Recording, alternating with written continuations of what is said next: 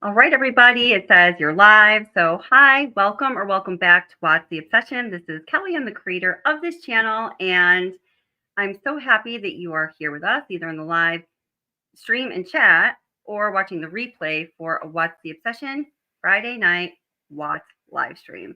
So it's going to be everything Watts this evening for the most part. There's a couple other things that we can talk about, but we are going to be looking, there's been a new kind of resurgence of interest in this case. Have you guys noticed that recently? I've noticed that there's, several new channels that have crept up that are featuring the Watts case. And as some of the people in chat here know, or that are watching the replay, some of those channels are awesome. And some of those channels are, trying to hop on the Watts train because they think it's a gravy train.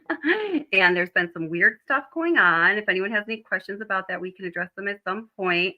Thank you all for being here. And just remember, when you are consuming your true crime case material, or especially for certain cases like the Watts case or even the Idaho 4 case, just got to be really careful what your sources are. Use, discriminating judgment, and remember that this is the, cyber world, and people can be whatever they want to be. And this is the lesson that was hard for me to learn because I'm a little like, oh, hey, can be really gullible. Not everybody's your friend. They might seem like they are. They might be trying to seem like they're your friend because they want something from you, or they might really be your friend. It's a mixed bag. So this is a life lesson as well as a YouTube lesson, right? So welcome everybody who's here. Thank you guys so much for being here. And oh wow, I see a lot of really friendly faces in chat. That's amazing.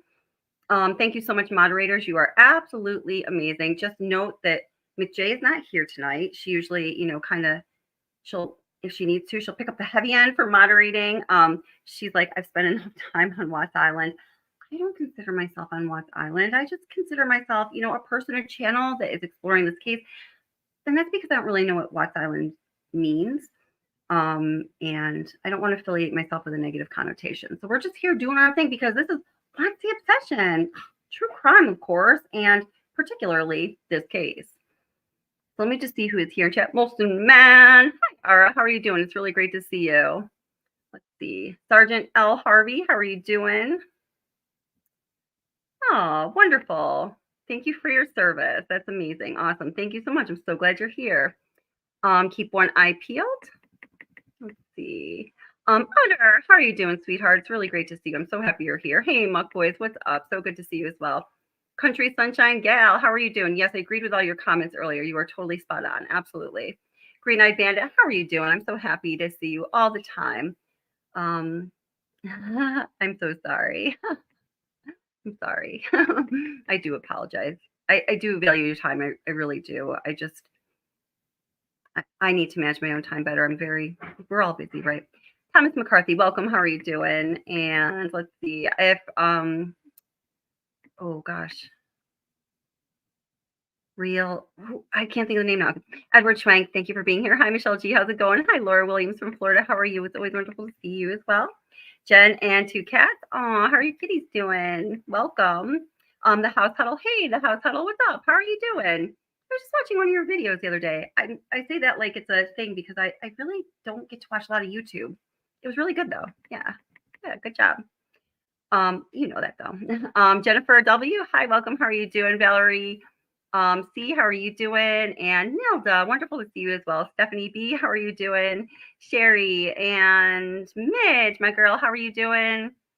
Let's see, I'm just gonna go up a little more. Kitty Witty, great to see you. It's always wonderful to see you, my friend. Kitty Witty and I met on Armchair Detective AD, the channel, when it was on YouTube.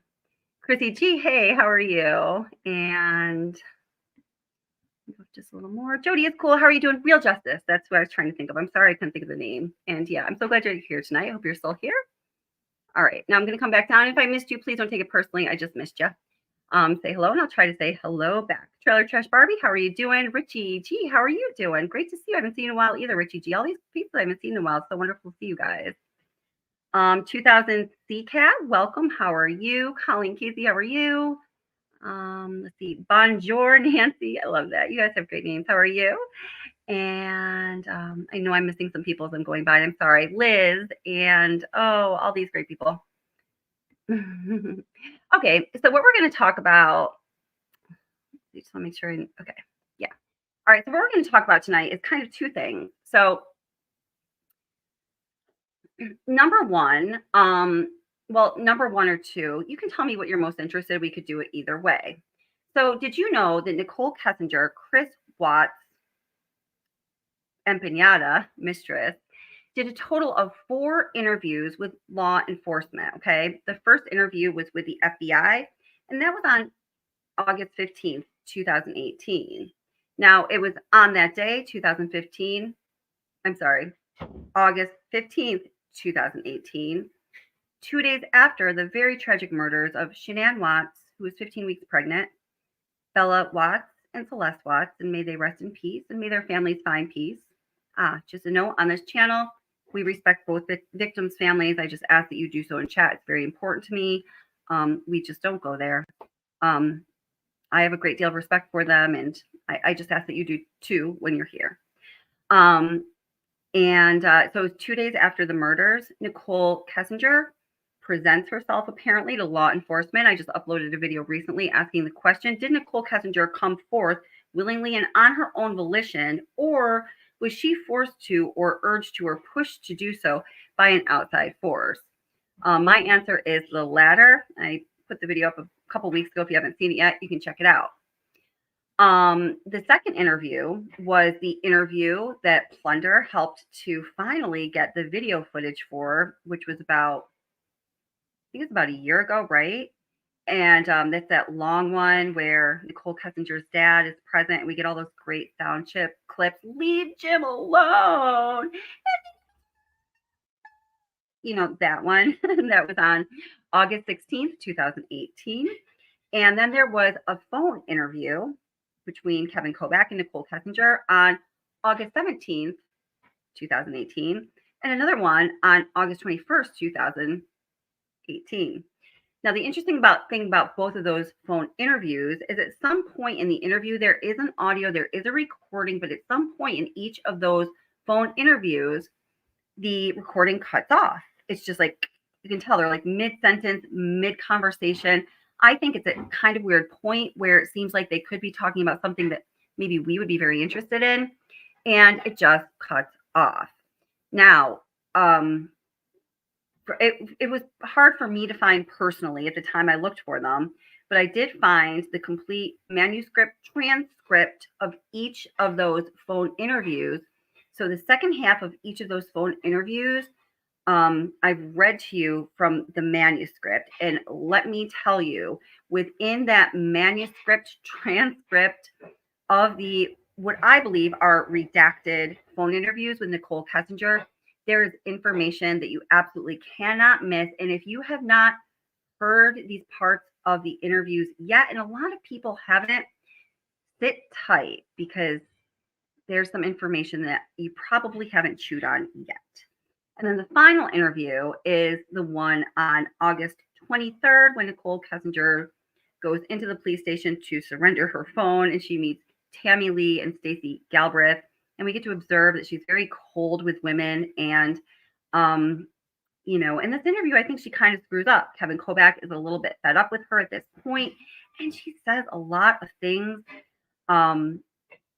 that, really make her look bad, that contradict her previous statements, and really showcase her as the liar that she is. I mean, guys, there's just no two ways about it. She proves herself to be a liar again and again and again and again. So we're going to look at one of those interviews, the one from August 17th, 2018, the entire interview, including the redacted part that is not available in audio.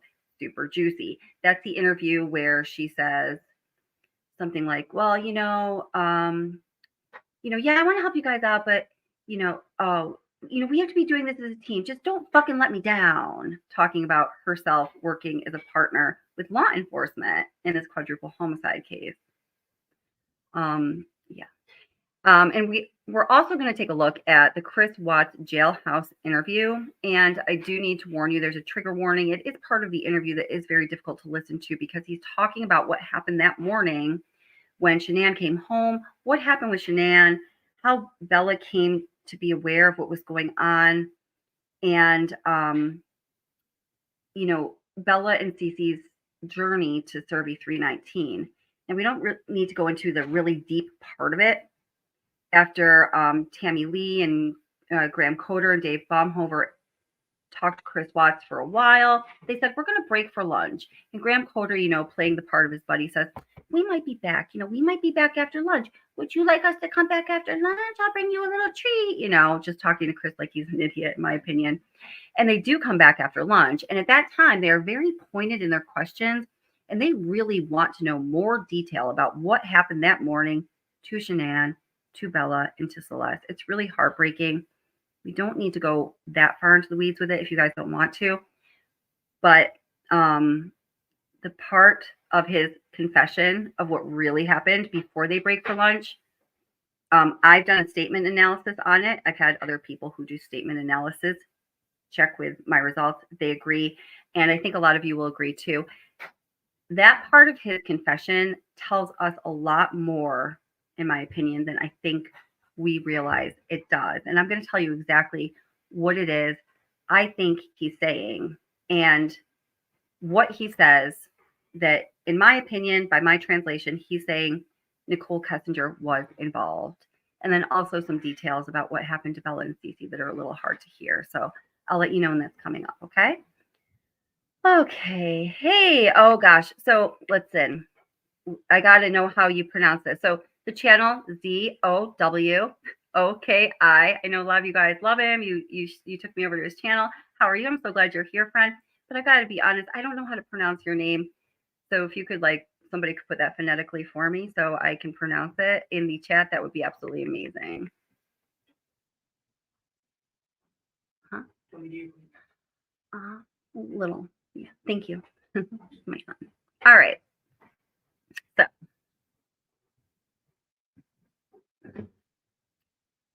See? Hi, Gracie. Hi. Well, hi, everybody who just came in. Hey, Justice A through Z. How are you doing, darling? I'm so glad you're here. Whoops. Let's see what House Huddle said about her not being the. Gotta make this bigger. My eyes are a little funny tonight. At the end of the week, I've been, working hard, looking at a lot of things. I've yet to debunk her not being involved, especially after speaking with my law enforcement contact. In my opinion, it's bigger than the Watts case alone. Okay, I've yet to. By the way, House Huddle is a wonderful channel. So is Justice A through Z. So is Thou. I can't pronounce. And also Real Justice, I think, is still here. So everybody, please check out all those channels. They're really great channels. Thank you. Okay. So House Huddle says, I've yet to debunk her not being involved. Negatives. Okay, got it. Especially after speaking with my law enforcement contact. In my opinion, it's bigger than the Watts case alone. Ooh, that's juicy. I did see that you put out some videos kind of trying to take the other side of it. I wasn't sure where you stood personally, but that's really interesting to know. Very interesting to know.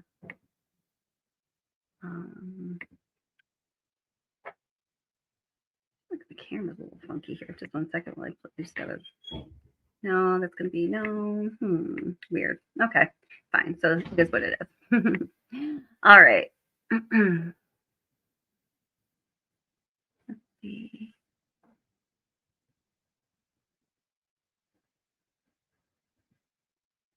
Okay, so you know what? Hi, John McSmith. It's always a pleasure to see you. Welcome.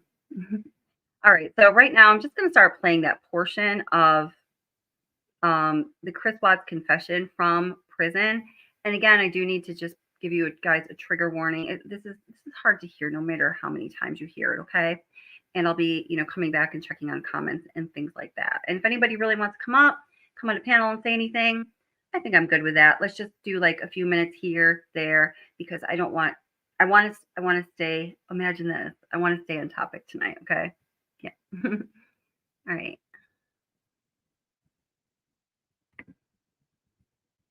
No, it needs to be bigger than that, silly.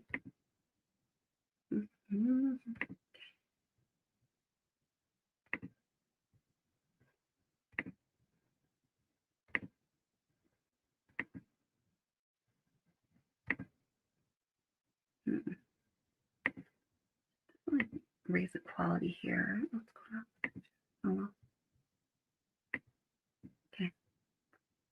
Let me know how the audio is once it starts, please.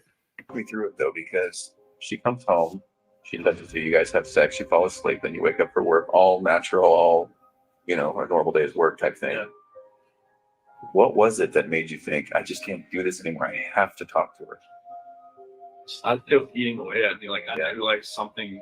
I knew everything that I did. Like I know like when I was with Nikki, it was different. Like I wasn't even like in the realm of I'm a dad. I'm a husband. Good Lord, I am so sorry. And Ara, my wonderful Ara, has a channel as well. Oh my gosh, I'm so sorry, Ara. And if I forgot anyone else, I really truly do apologize. Definitely the people that I mentioned, feel free to put the links in chat. That's great by me. I like to support other creators. Type thing. Oh. Most of them, I should say. Most of them. All of you guys. And then like I was saying, when I'm never at home, like sleeping at my own bed, like I have no like concept of that anymore. Interesting. So in your mind and heart, you could have moved on. Like it kind of felt like if I wasn't at home, like I didn't think about it almost. Cause like if I wasn't sleeping on my own, like I think there was at one point, like Nikki had gone to the mountains with her friends for like a few days, like into June, first part of July. And then like, that part, obviously I'm home. But like from that whole month of July on, it was like I was never at home. Mm. Like I never had all those reminders. I never had, like every time my wife called me, I would be at Nikki's house. Oh, while she was in North Carolina? Yeah. Okay. And I would like, walk outside and talk to her, like when I was next to the car or something like that. I would never be at home looking like have all these pictures around me and just being in the same bed, seeing my kid bed, seeing everything that we go for the last 6 years. And so did you just want to once and for all? Okay, so I just want to recap that. And Household, that is really very interesting. If you're willing to come up and talk about that, your perspective on that, I would love to hear it. We're going to kind of, I think, naturally going to segue into an opening for that discussion here in just a little bit. It's totally up to you, but you're welcome if you'd like to come up. So, they're talking about how as soon as Shanann and the kids went to North Carolina, Chris Watts was holed up in Nichol Kessinger's apartment essentially the entire time. Now, we do know this to be true because he was barely home. He was messing around with the Vivint security system. There's a lot of indications that lead us to understand that that's totally correct. Not to mention that in her interview on the 16th, and probably in all of her other interviews, she mentions, oh yeah, we usually stayed at my place because like his place was his place and it was like his place and his family. And I was just like, oh my gosh, can you believe I almost felt like I didn't belong there? Well, no shit, Kessinger, you don't. But anywho, and Chris is talking about in that, the removal from his life and the world that he's used to, his own home, his own surroundings, his family, the pictures, all the things that he's familiar with, he starts to feel this innate disconnect with his life as he knows it. Well, that's a very natural human thing to experience. And I personally believe that what was happening to him emotionally and psychologically as he physically and emotionally separated from his family and his life was by design of Nichol Kessinger. That's my personal belief.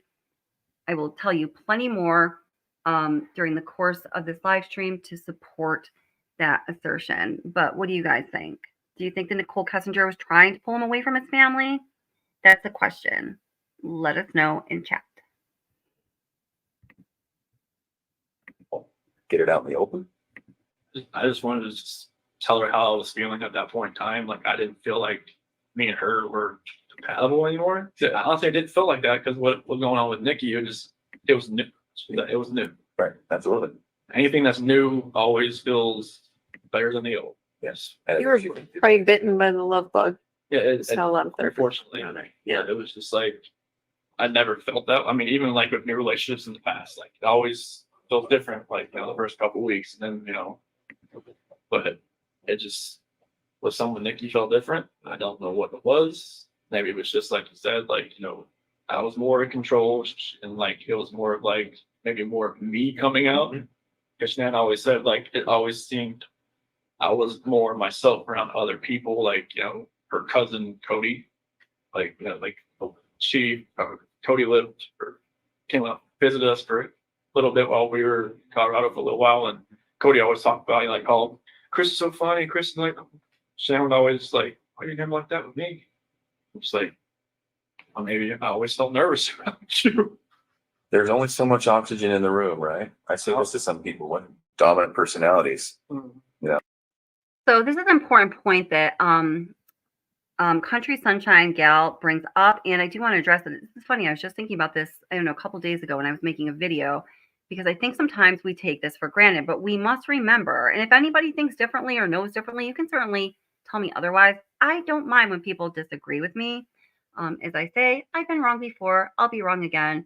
And sometimes I'll say, and I could be wrong about this, but if I know I'm right, I'll let you know that I'm right. But this, you know, I think that we all kind of understand this. But we have to remember it. Chris Watts had to return home every morning. Why? Here's the what do we say, $64,000 question. So Chris Watts did stay at Nichol Kessinger's every night, and as both of them describe it, he would get up at like 4:30, sometimes 5, like around that hour. He would go home, he would get ready, and then he would go to Anadarko. So this is like a riddle. So why did he do that? Why? I think that there's two plausible answers. One of them is certain, and the other one is I think likely. Yeah. Hey, Sirius Black, how are you doing? Welcome. So to talk to Shanann from their home on FaceTime, in my opinion, well, possibly, yep, possibly. I think she probably would want that. So yeah, that's a good one. So I guess that would be a third, right?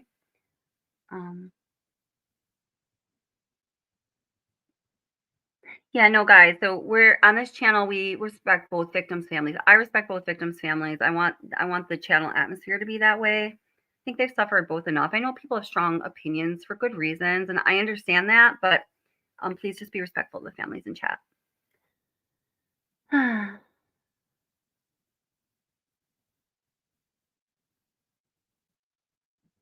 Stephanie says he kept Alexis outside so the garage wouldn't alert to his coming and going. Yep, the neighbor said they saw it down the street, which was strange, right? There you go. Okay, so Wintergreen got the answer I was going for. Now, this is important to remember because in a lot of conversations, when we speculate about what exactly was going on in general or on specific days or a specific day in particular, we have to factor this into the equation. So Wintergreen tells us he isn't supposed to drive the work truck when he's not working. Not rigid, but it was a rule. Well, I had the kind of idea that it was rigid, but maybe I might be wrong about that. I could be wrong about that one.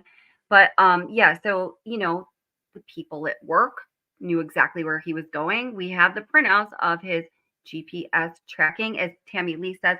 Your GPS tracks you every 10 seconds. It's like that, that, that, that, that, that, that, that, that, that, that, that. Remember that? And it's true.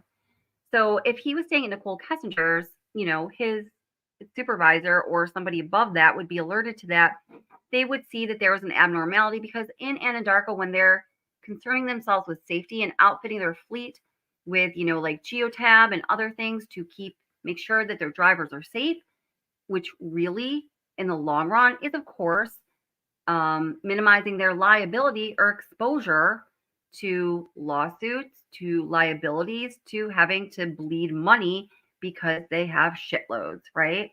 So it's very important to them. So they really keep their ducks in a row in that manner. So they are all about noticing behavior, or I'm all about noticing behavioral patterns. For those of you who don't know, I'm a behavioral therapist, but they're all about noticing patterns.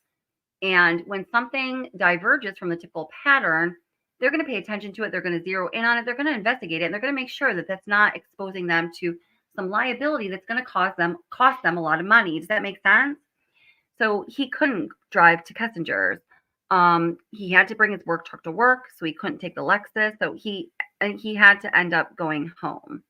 So, you know, Kessinger was really calling the shots. Chris was out of his element. He was out of his house. He was away from his family. He was not around his surroundings, his normal surroundings. And he was also in this completely funky like schedule so he could be with her every night. And I think she knew that, and I think she reveled in it, and I think that's exactly what she wanted, so she could sink her little taquito claws in his Chris Watts flesh. You know what I mean? Yeah. Okay. Little taquito claws. Um, hmm. Oh, this is a really loaded question. Hi, Mary Beth, how are you? Can someone tell me why they left North Carolina in the first place? Chris was gonna work for NASCAR, and Shanann gave up the house of her dreams.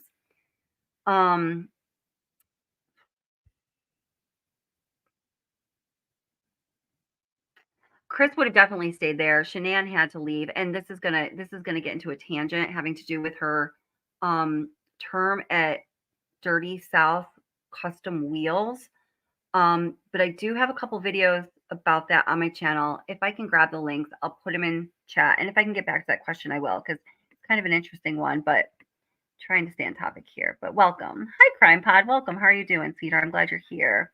Sorry for everything you've been through. It sounds really like traumatic. If you want to ever talk, I'm here to talk to you. I've been abused by a YouTube channel before, and I know it's not fun. So I'm really sorry about that. And I'm sorry I just said that in front of everybody. Maybe I shouldn't have. Anyway, I did. It's out there. Okay. But I feel for you and I support you.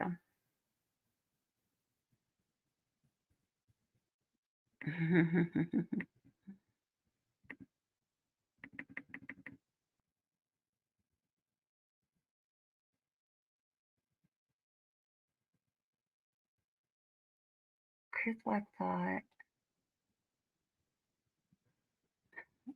Okay, sorry. All right. I'm just reading your comments, but okay, let me start playing this again. I can read your comments while it's playing. No. I just always felt nervous. I always felt like I was, never could actually just be myself. Right. Nikki, I was myself like all the time. It was just different. Well, and it seems as though, and again, it's hard to talk about, and you tell me if I'm wrong, but it also seems, is it accurate to say that sexually you were able to say, Nikki, this is what I would like, this is what I'm into, or blah, blah, blah, and maybe not with Shanann?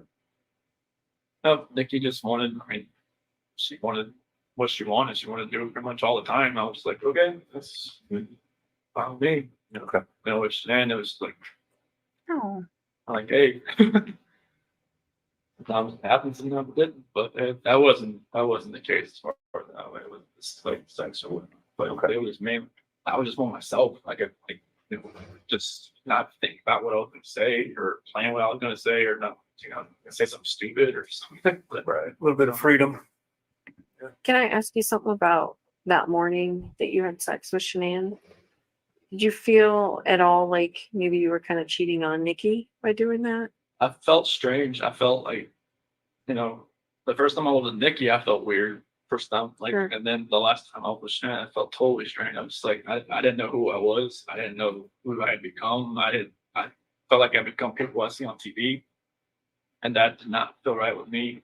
Like I didn't know what had happened to me. So Nikki even asked me, like, have you done this before? Have you go straight away? I'm like, I've never even thought about it. It's like, what's different? It's like, guess it's just you that's different because I just never actually like I've seen girls smile at me before. And Chris Watts telling Nichol Kessinger that just fueled her rabid obsession, compulsion, need to be with him, consumed by him, and have him consumed by her. This is just, I feel pretty confident I have a personality profile, Nichol Kessinger. I think a lot of the Chris Watts case watching world does as well. You don't need to be a professional in anything for that. But yeah, I mean, this man just, he just crumbled in the palm of her hands, just like she wanted. I mean, it really, truly, in many ways, was a perfect storm. I've never done anything about it with her. It was just like she had a leash on me and she tugged me away. And as soon as she walked, I'm like, the heck hell is going on? So, Well, and Tammy brings up a very good point. I wonder if that last time with Shanann having sex had a somewhat of a role in you thinking, like a trigger. I got to do something. I got to say something. We got to have a talk. Something's got to change. Is that accurate? Yeah, I felt like it was like maybe like a trigger point or something like you hit the push button on a bomb and it just blows up. Right. Something in my head was just like something, something was irking. Just like I had to say something. Okay. So then, exactly what did you say and what happened? So when I woke her up, I was like, "Hey, we just gotta talk." Okay. And I just like I told her, I don't feel compatible. I don't feel like this is gonna work. I just, I don't want to. Like, can we cancel the trip to Aspen? Because she had booked a trip that week Oh, to go to some like mystery 4-star luxury hotel or something. just the two of you or the whole family? Just me and her. Okay. And she had Amanda Fair and watch the kids that weekend or something. Okay. And I was just like, can we cancel that? Can we like do something? Like, from what I remember, I even said, can we move to Brighton just to get away from like this house? Oh, But like, I'm not sure if that was like in the beginning or the end of part of the conversation or whatnot. That conversation went so many different ways. Like they'd gone from like staying together to not staying together to just like. Okay, wait, I'm sorry. okay.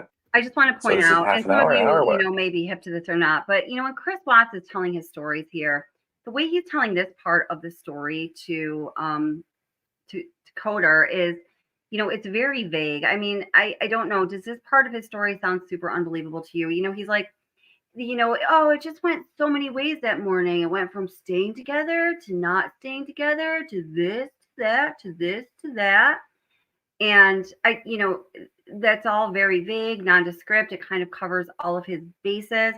It is completely deceptive way of just brushing past a topic or rushing through a question, hoping that there's not going to be a follow-up question.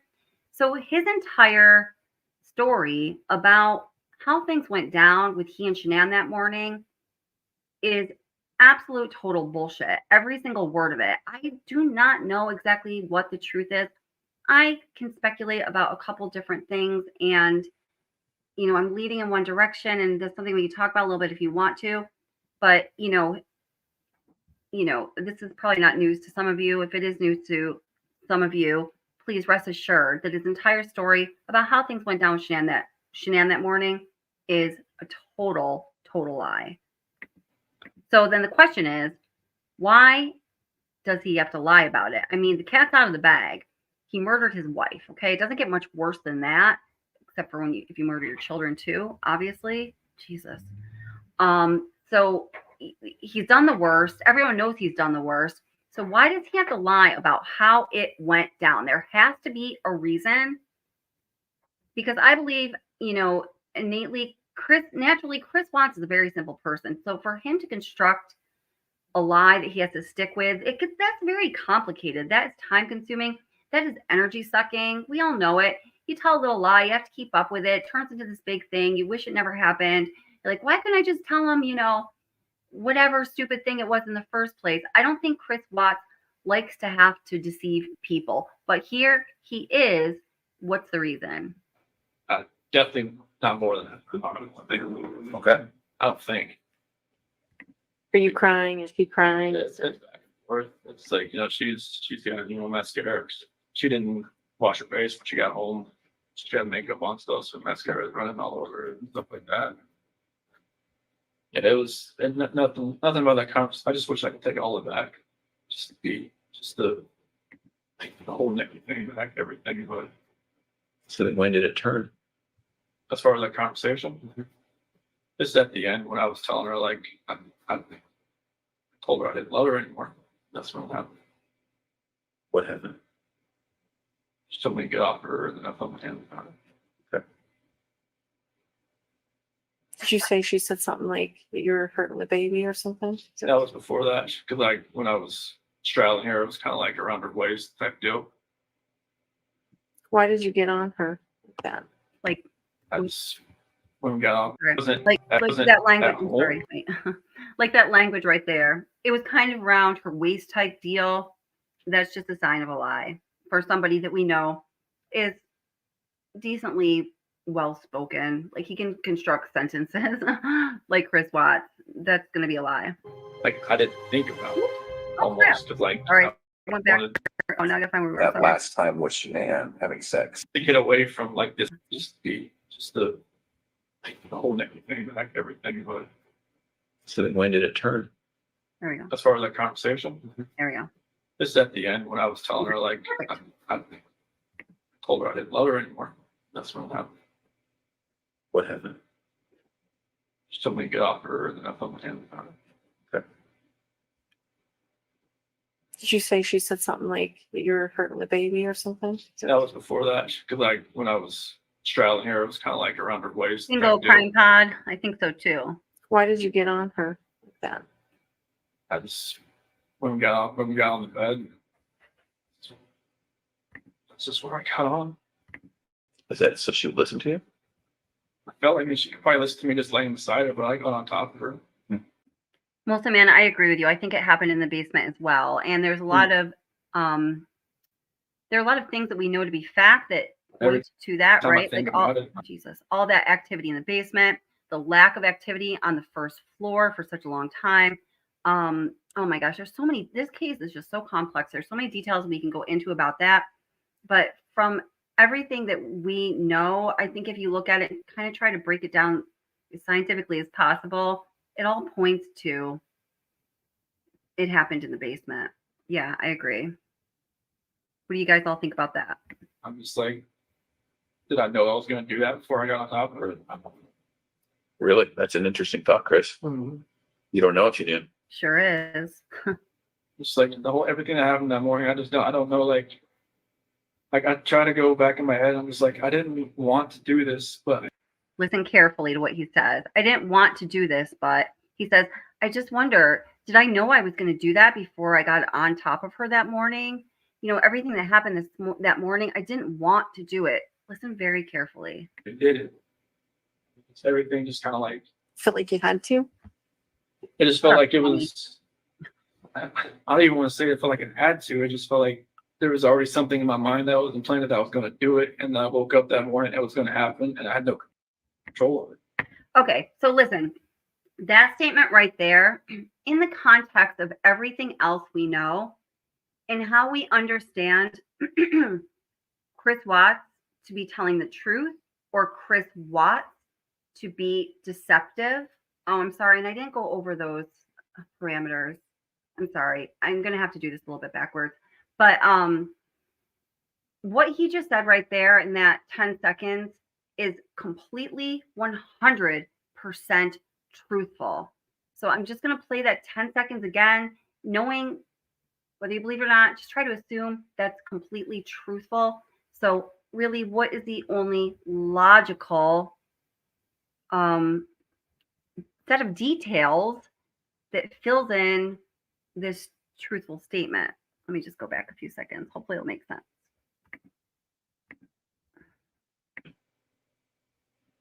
Just like the whole everything that happened that morning, I don't know. Like I try to go back in my head. I'm just like, I didn't want to do this, but I did it. It's everything just kind of like, Felt like you had to? it just felt like it was, I don't even want to say it felt like it had to. It just felt like there was already something in my mind that was implanted that I was going to do it. And then I woke up that morning, it was going to happen, and I had no control of it. There's already something in my mind that was implanted that it was going to do it. I just woke up that morning and I had no control over it. It was just going to happen. That is true. There was something that was implanted in his mind that he was going to do it. He didn't want to do it.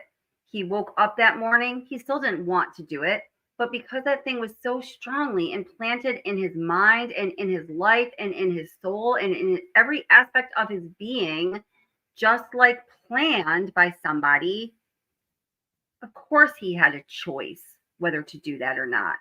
He really truly felt as though he didn't. And I believe it's as simple as that. The question that is always asked about this case, how could this happen? How could somebody do that? How could such a horrific crime happen to a father, a wife, to his children? It's as simple as that. And I'm sorry, I don't know who it was, but somebody commented that people with Asperger's are oftentimes very attractive to narcissists because I think maybe the narcissists feel like they can manipulate them. I don't know if you said that, but I believe that to be true as well. And I have long believed that it's very possible that Chris Watts would be on, kind of that part of the spectrum based on a number of different things. But I thought that was insightful. You never thought about it before? It was just like, I don't want, like when, like just like in the sentencing hearing, that prosecutor said it takes 2 to 4 minutes, something like that to happen. Like, why can't I just let go? Didn't. Oh, it's interesting. I just let Was go. it feeling like it was in motion and you just couldn't stop it? Yeah, it was just like, I don't even want to know what she saw when she looked back at me, honestly. Did you look at her? What was she doing? Fighting. Why do you think she wasn't fighting? I don't know, maybe she was praying, maybe she was just. I read the Bible. It said, the scripture says, don't forgive these people for they do not know what they do. Maybe she was saying that. I don't know what she was saying in her head, but she. Now, Well, I like- never understood that, because Like when you why guys, in the hell would Chris Watts say, when he is, snuffing the life out of his beautiful wife, and she's not saying anything, what in God's name would make him say, maybe she's thinking, forgive these people for they know not what they do? What the hell is that? Does anyone make any sense of that? That's like the craziest. I think that's one of the craziest things he says. Like, no, that's definitely not what she was saying in her mind. If she was conscious, she was not praying for you as you were killing her. I mean, seriously though, that's always befuddled me. told me, like, take off your shirt and check for defensive wounds, and there wasn't going to be any. She didn't fighting. I don't know why. So she didn't could she grab your arms, or were her arms pinned down, or? I don't think so. I mean, I don't think like I moved toward my knees or around her arms or anything. It's just kind of like when I got on top of her, we started talking. That was it. It's kind of like in my head, or like in the back of my head, that was going to happen. And just like at the end of the conversation, it was just like, that's what happened. I just wish I could have let go.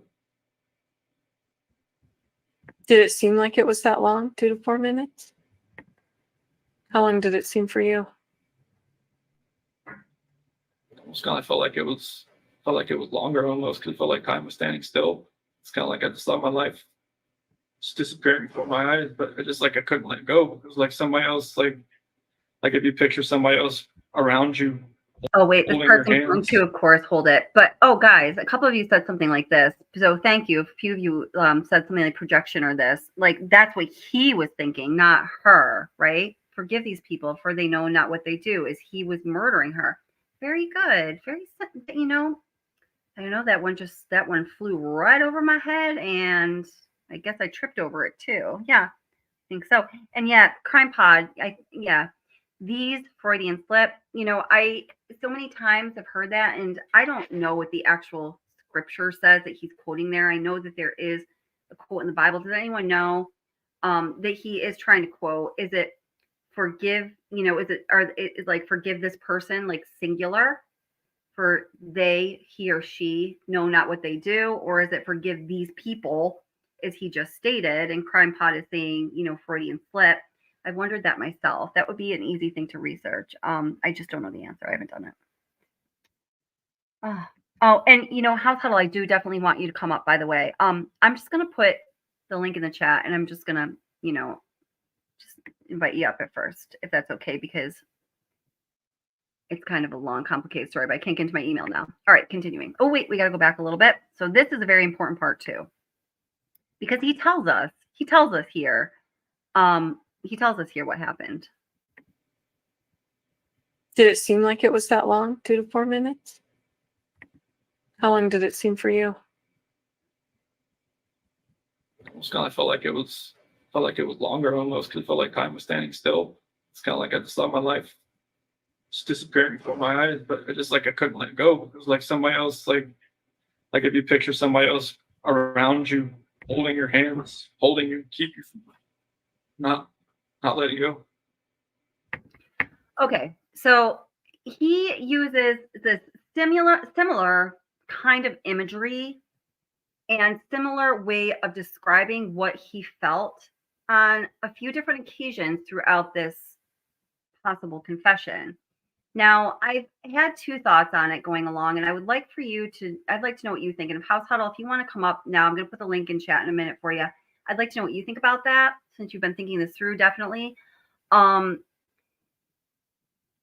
Chris Watts is never going to take responsibility for anything. It's just in his personality. He's not going to take responsibility for his emotions. He's not going to take responsibility for his relationships. He is a slimy, spineless chameleon of a parasitic creature, who really needs to attach to a strong female to know how he should be modeling his personality through imitation or by demand, which is why he is a perfect slimy, spineless chameleon parasite creature for somebody like Shanann Watts, who has very strong personality, or Nichol Kessinger, who has a very strong personality in a different way. Talk about out of the frying pan and into the fire, whatever that is. Oh my gosh.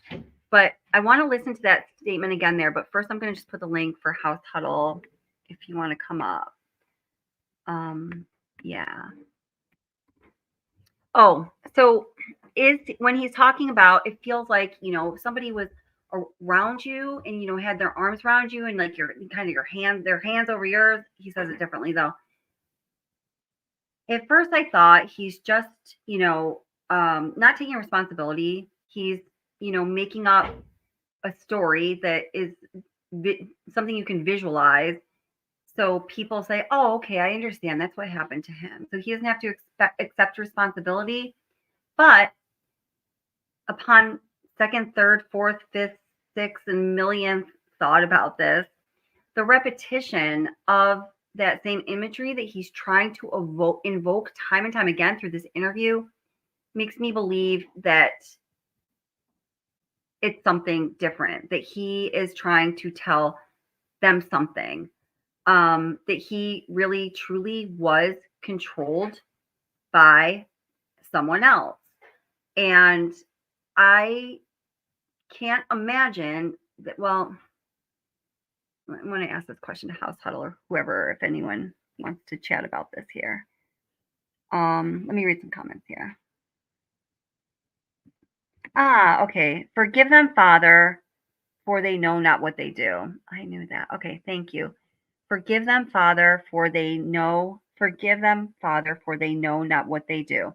Okay, so hi, Double R. How are you doing, sweetheart? Hi, Ellis Roar. How's it going? Yeah. So it is they, like a plural, as it is in Scripture. Okay.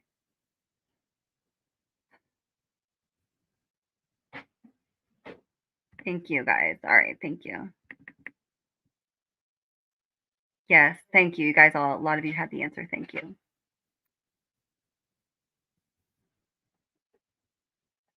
Where she was looking back at him. I'm not sure where that was. Okay. Yes, I'll try to find it though. Okay. So I see that R and House Huddle are here. Awesome. I'll get you guys in just 1 second. Oh, Jazzy, people keep telling me this channel, Deception Detective. I haven't checked it out yet, but a lot of people have recommended it. I can't wait to check it out. We were talking about during the last live stream, but we've got more endorsements here. Cool.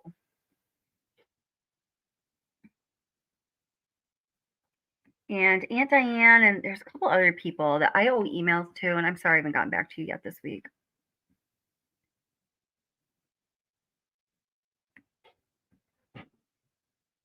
Okay, so I'm going to bring Ara and House Huddle up, and then we can continue to look at these comments as well. And when you guys do come up, I want to play back that statement that he just made and see what each of you thinks of it. So, yeah. So, let me make you guys bigger. Seriously, though. Woo, no, I won't want to be bigger than you. Hold it. Let's be equal size. Hi, Ara. House Huddle. Hi, House Huddle. How are you guys doing? Go ahead, House Huddle. Thank you so much for coming up. I'm so glad you're here. Doing well. Thanks. I love all your videos on any topic, Watt. I think they're like, sometimes I agree, sometimes I don't, but they're always very insightful and thought provoking, and that's what matters. So I really appreciate your opinion. Hello. I appreciate that. I really, I feel like there's a lot of really, hold on, I'm gonna turn the volume Okay. off. Good channels that already do the, going through the discovery and they're showing the body cam footage and things like that. And so whenever I started my channel, I knew that I was wanting to have a completely different approach.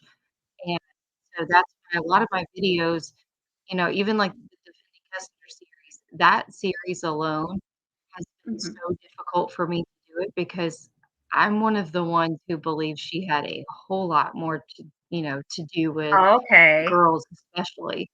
And But it's frankly, really I would it's that's really awesome that you can still take that other have perspective and and defend it. That's really and, great. so it's been extremely difficult to make that whole series, but it was a challenge that I wanted to not only give to myself, but to, um, viewers because if, if she were put if what we have today was used in a trial setting, there's no way they would convict her. And Right. then in some ways, I feel like they would never get a conviction, and then others, I'm like, they've convicted with a lot less. So it really would just depend. Well, I guess it depends on what the Mhm. charges are too, of course, right? It really would just depend on who Wait, prosecuted house the case. huddle. Wait, I let me think just that's stop what you for a happened in second. Watt's case. There was a weak prosecutor. Whoa, whoa, whoa. House huddle. Wait, just 1 second. You're really breaking up. People in it is to me. I wasn't sure if it's, but people in chat are mentioning that. I just want to let you know that. Or if there's a different way. Chatter mentioning that. I just want to let you know that. Or if there's a different chatter mentioning that. I just want to let you know that. Or if there's Here, I had to mute you for a second because I was getting like crazy feedback. But we can fix it. If you wanted to like call instead, you could do that too. But I'll unmute you in a second and see how it sounds. Yeah, Behind Criminal Minds is very good too. Yeah, reverb. Thank you. That's the word. Justice A through Z says that Deception Detective thinks that NK is totally innocent.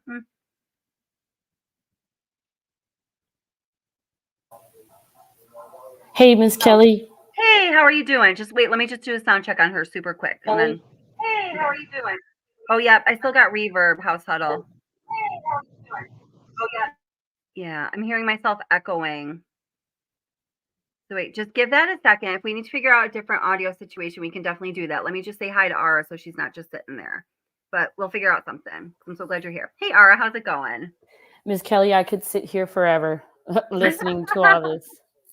Thank you for welcoming me. And actually, House Huddle, it's actually like it's a real pleasure to meet her.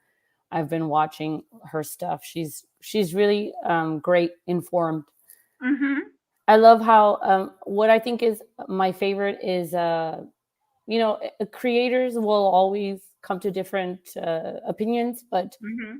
I respect like the work that is done that they accumulate to get to their perspective. And I think House Huddle does a good job kind of like showing her work She does. and why she comes to the opinions that she does. I think I like that transparency. So I agree with that too. Now, what do you think of wait, let me check her volume her audio really quick again.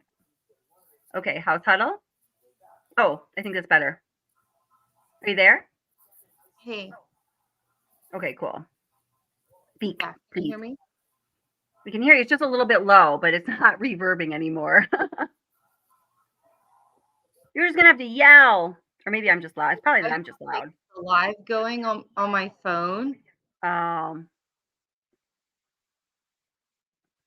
You good now? My computer, so I may need to talk using my phone and just watch on the computer. Yeah, I think so.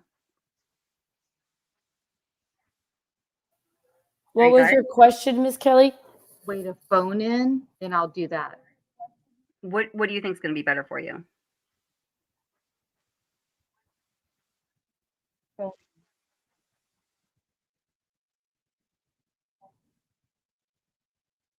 House Huddle? Okay. Do you want me to email you a phone number, House Huddle?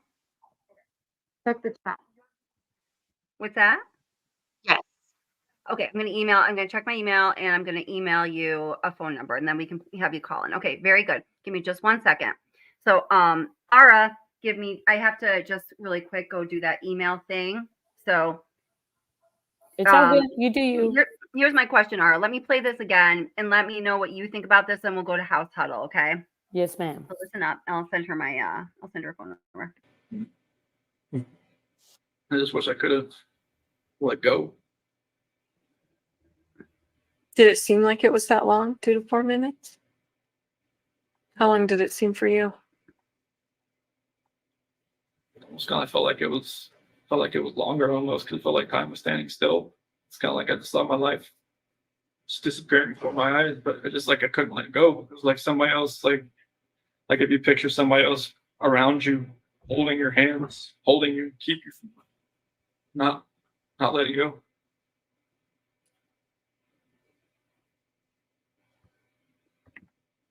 So, Ara, what do you think about that? It's like an out of body experience for Mhm. him. But you know how I feel. I've always felt like somebody was there with him. Yeah, no, I definitely think so. Yeah, That's and just my theory. I just think it's the repetition of that language. House Huddle, I don't have an email from you either. So my email is wattsobsession@gmail.com. So there's no the in the email. It's wattsobsession at gmail.com. So I'm putting it in the chat now. oh, thank you, sweetheart. I appreciate that. Yeah. Because I have that. Yeah. But it's just the language. He's already admitted to it all. He's taking responsibility, but then he's still commenting it like I feel like I had no control. So at the end, it doesn't feel like he actually owns up to it all. No, he never owns up to it all in any way, shape, or form. That there's like no doubt about it. He never admits to anything. He never really comes clean. He never takes responsibility for anything. Everything he says is like, okay, well, this happened. I just want you to believe me, but I'm going to put the responsibility anywhere else but on myself. Yeah. Okay, cool. Yeah, so absolutely I agree with that for sure. Okay. I got your email. Okay. Yeah. Here, let me keep playing this just a little bit. And yeah. Point there was a statement about rage. Do you feel like you're in a rage at that point? That's the only way I can describe it, honestly. No. Like a Hold snap. on. I know. 1 second. I know. I guess my attorney had said like some, strangulation is more of like a, I don't know, passionate type thing. I'm just like, I don't know how that can be passionate. It's just intimate because you're right. And Yeah. using your own hands. It's a lot different than someone standing across the room and you shooting them or something like that. So It just felt like somebody was like behind me, just like, I just couldn't let go. It's interesting to So me he because says there it was a again lot of there. So listen, he says it again there. So he says, initially, whatever it feels, he describes that feeling of someone being behind him, he can't move his arms. And then I sent you the number, House Huddle. And then he reiterates it again here using the exact same language. Now, something is up with that. And I feel like he is trying to, I know he is telling us something. And I feel like he's trying to, because we seem to pick up things a little better than these investigators. He's trying to give them a message. Now, let me try to get House Huddle here. Hello? Hey, okay, cool. Let's try this now. Let's see. All right. Turn it up and we'll see if Link. Okay. Okay. My phone's too close to my computer. Okay. Yeah, no, all good. So speak nice and loud and we'll see if chat can hear you. Go ahead. Hi, House Huddle. Okay, let's try this again. Okay. How are you doing? I'm good. Good. Can you guys hear her in chat? Is that better? So I'm gonna have to listen to you talking through my phone. Okay. And I'm gonna just answer you because I keep hearing feedback from my computer. Yes. It's just messing with me. So Yeah, no, that's in a live stream. If you have anything on that's playing the live stream, it's gonna do that. I think that's how it goes. She sounds good as long as she speaks clearly. She sounds good. Okay, Ara says as long as you speak clearly, you sound good. So perfect. Okay. Okay. So go ahead. Before I forget, just because I was listening as you were sending the email and everything, I was listening to what he was saying, and I want to share like what if I were to close my eyes and picture what happened in that moment. I'm a firm believer that Kessinger was there. Yeah. Whether she showed up, I guess to back up, I really believe that 111-minute phone call, the reason why they swear up and down neither one of them can remember what was said is because someone tried to end something. Whether it was Kessinger trying to end things with Chris or Chris trying to end things with Kessinger. And if he tried to end things with her, she's already proven back in July that she showed up to his house unannounced. So if she showed up unannounced and happened to be in the home when Shanann got home, we know from Shanann's father and from her brother, everyone that knows her, that she would have absolutely lost it. Yeah. On another woman being in her house. Oh my God. Anybody would. Yeah. I think any woman would. You come home from a trip, you're having problems in your marriage, you show up and another woman's in your house, you would lose your mind. Oh yeah. Oh yeah. Especially being pregnant. Oh my gosh.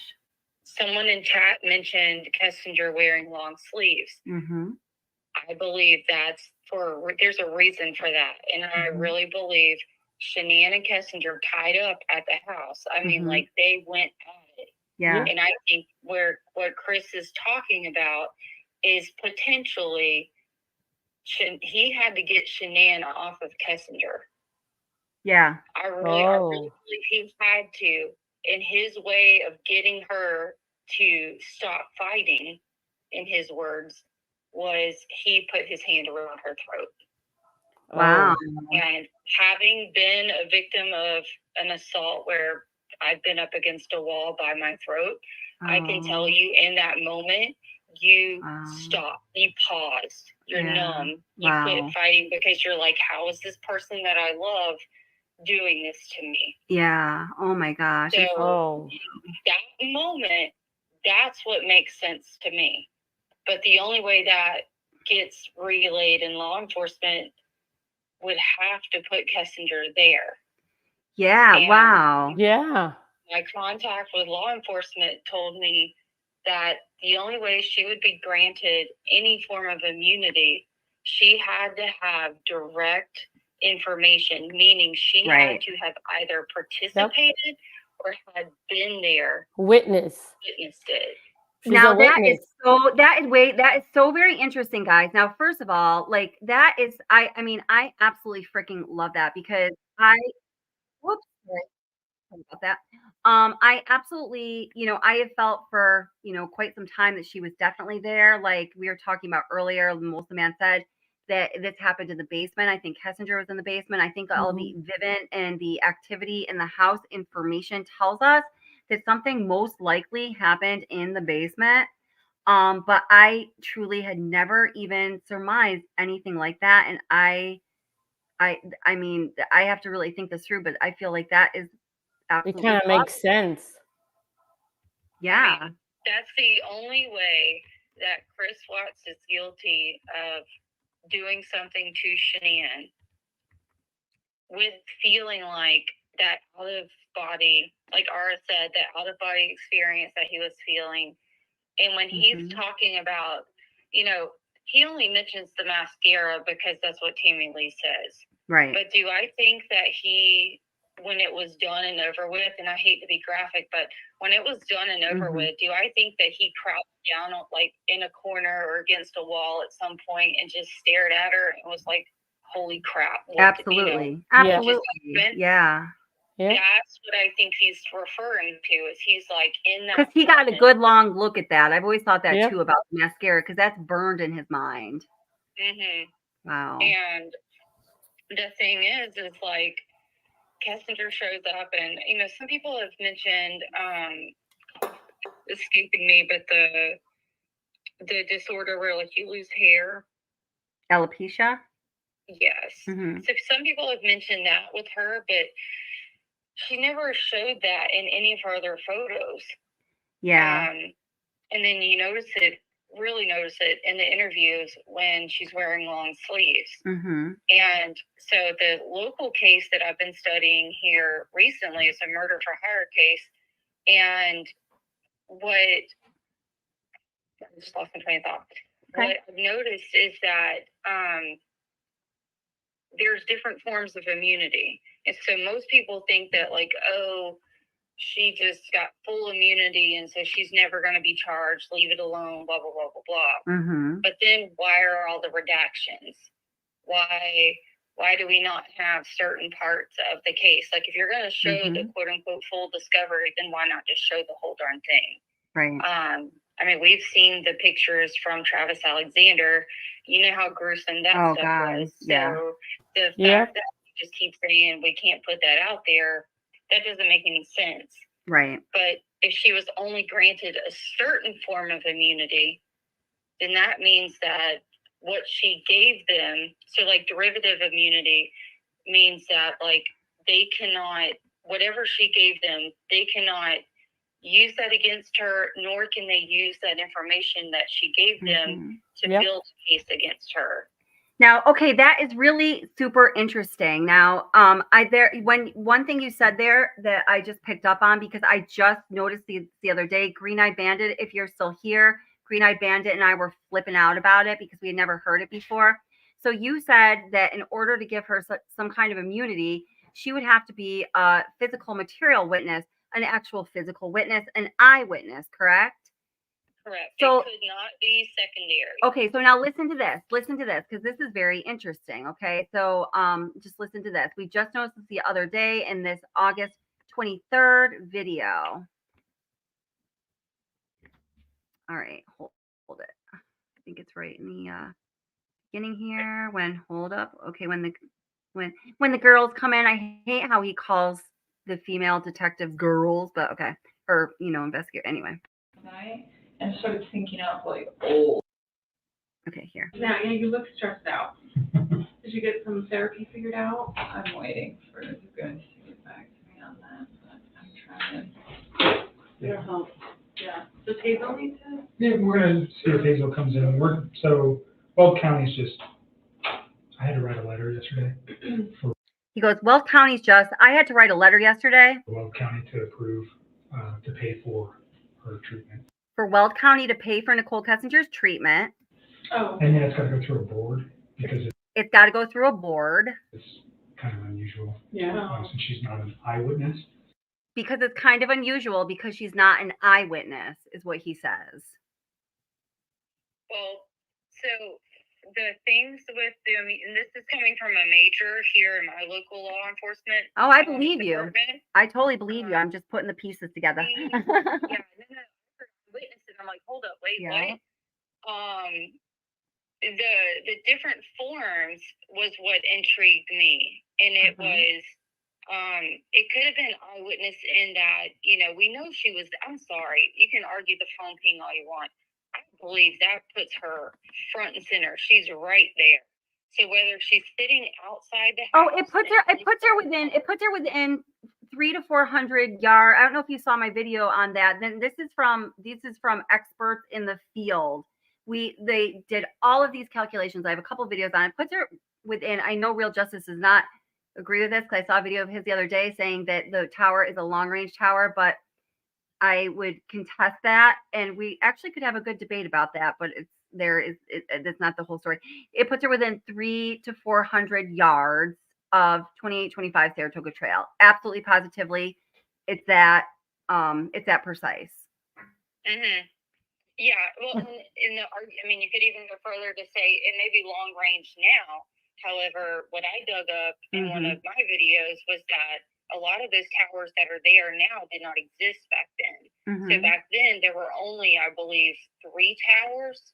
There were like 2 towers or 3, and that one was the only one that would have pinged off of that neighborhood. Right. So, but I will say they did a damn good job of covering up the parts of the immunity. Like, I do believe she was given some form of immunity, and I believe the reason why we have not heard from her is because she knows that anything new that she puts out there or anything she says in like another interview, they can go after her. That's right. So like they can't go after her for what she said at the police station. But if she goes out and she tells a news channel something and she slips up, they can go after her. That's right. And I'm just 1 second. My computer came unplugged. I'll be right there. That's okay. There we go. Okay, cool. All right. Yeah, no, I think that's absolutely true. Wow, that's a really well put together theory. Yeah. Somebody asked. Don't get me wrong, I ping pong all around it. I go from I've seen men that look like Chris Watts, act like Chris Watts. They have everyone fooled into thinking they are dad of the year, they are husband of the year, and they are monsters behind closed doors. Right. And yeah. I think we see a lot of that towards the end, towards Shanann. And some would argue whether it's warranted or not, that's kind of irrelevant given the outcome. Right. But that's really where like my whole platform of my channel came in, was like there's a lot of gray flags that people don't see them as red because people act this way all the freaking time. Yeah. And then they wonder why it blows up like this. But one thing I did, I think I mentioned it briefly in one of my videos, but like I haven't shared it enough, I think, is when I was interviewing the major, she was telling me that, you know, because I mentioned about how Kessinger used the term safe house. And it was just one of those moments where, like, I coached this major's kid in a sport. And so we were just having, like, you know, post-practice talk or whatever. And when I mentioned that, like, the look on her face shifted, like, big time. And she just looked at me and she goes, whoa, what was she already involved in? Oh, wow. And so that's what makes me think, too, as far-fetched as it seems to some, that she was already involved, whether it was an ongoing investigation, an ongoing case, whether she was a witness in another case. And now she's tied up again, front and center, and her exposure threatens another case. And so they shut it down. Huh, that's really interesting. And, you know, something else that does make sense. I mean, and this is all, I hadn't, you know, I'd never thought about this angle. I think it's super interesting. I mean, another piece of information that we know that, you know, would support that is just how Dwayne Kessinger and little Taquito Kessinger seem to know how to comfortably navigate the deep waters of the justice system. I mean, we're talking, you know, homicide, FBI, CB, you know, I feel like this isn't something that a lot of people are going to be comfortable trying to work their way through while staying afloat, you know. Yeah, that's interesting. And she doesn't even, I mean, it's just my observation. She doesn't seem nervous. No, she doesn't seem nervous. No. And I think that could be because of, you know, she's comfortable with, you know, the being involved in criminal things. Or I think that could also be explained by a narcissistic type personality. Just That's not true. registering that, you know, it's just like registering nothing but yourself. So, yeah. I do think one of the things that, and I try to be respectful of both, you know, both Watts and Rusek on my channel, just because, I mean, I would love to interview both at some point. But I found it very interesting that Frankie came on and he said, you know, we wanted to think that she had something to do with it, but we know she didn't. So, you know, that's why they dropped it. Right. And I don't want to say that, like, I don't believe him. Right. But I want my concern, and that's really what it turns into, is concern for that family. Yeah. Is I've been to their hometown. I've been to Aberdeen, driven through their neighborhood, been there. I can tell you, it's almost like the appeal of Colorado was upscale, and I Mhm. really think that's what appealed to Shanann was she was going to get out of that small town and she was going to go make something of herself. Right. Yeah. And if you grew up in a small town, you 100% get that. I couldn't get out fast enough. Yeah. And when I think of that, I think back to my own parents. And I Mhm. had hardworking, salt of the earth, good parents. Like my mom and my stepfather were great. But you try to go talk to them about anything. My father was a fisherman. My mom's a stay-at-home mom. Like, Mhm. you try to talk to them about legal concepts or anything like that, they're just going to be like, oh, well, he told us that's what happened, so I guess Right. that's what happened. And they're just going to roll with it. Right. And I feel like there's too many discrepancies in this case that I think that's what frustrates so many is like, how can you be accepting and okay when there's plenty of evidence that the DA just blurted something out there about your family and didn't even really know what happened. That's right. And I think both families were taken advantage of. And, proof of this and of exactly what you're saying right now, House Huddle, is that, when we listened to the podcast that DA Rourke's wife and her friend, the Survival Guide to True Crime that came out, and what DA Rourke had to say about this case and how he got so many things wrong, or let's say there were so many discrepancies between what he said in that podcast in I think it was March of 2023 as opposed to what he said at press conferences and such after Chris Watts was finally sent to prison. Completely different things, and also little details like getting I don't know, we talked about this in the previous live stream, but saying, oh, when I saw pictures of Bella and Celeste and their long flowing blonde hair doing cartwheels in the living room, and it reminded me of my own daughter, and da da da da. It was like, what? You did not describe those children at all. You don't even know what you are talking about. But then there were things that I felt like were even more important than that, like when he said the story all along has been Chris Watts is not facing the death penalty because of the grace of Sandy Rusick. Now, Sandy Rusick, I think you are a woman with a lot of grace and amazing qualities. But what he said then differently in the podcast was, when we went to North Carolina, talked to the R family, it was 1-to-1 split. One was for the DP, one was against, and it was Frank Rusick that was against the death penalty and just said, just let him live his life in prison, it'll be fine. And he said that steadfastly and confidently. And I mean, I wonder how the Rusicks feel about that now. Talk about. And I that Dr. Phil episode, as much as, because I don't think we can play it or anything like that because it gets struck down or whatever. But that Dr. Phil episode I felt was very, very telling. And I'm not a huge fan of the show or anything like that. I've seen some more recent interviews that he's done previously or like recently, and I'm like, okay, maybe he's learning a thing or two, like, from that case. But I think you can look at the Rusicks and you can tell, like, there is a level of resentment towards the DA for doing things and brushing it the way that they did.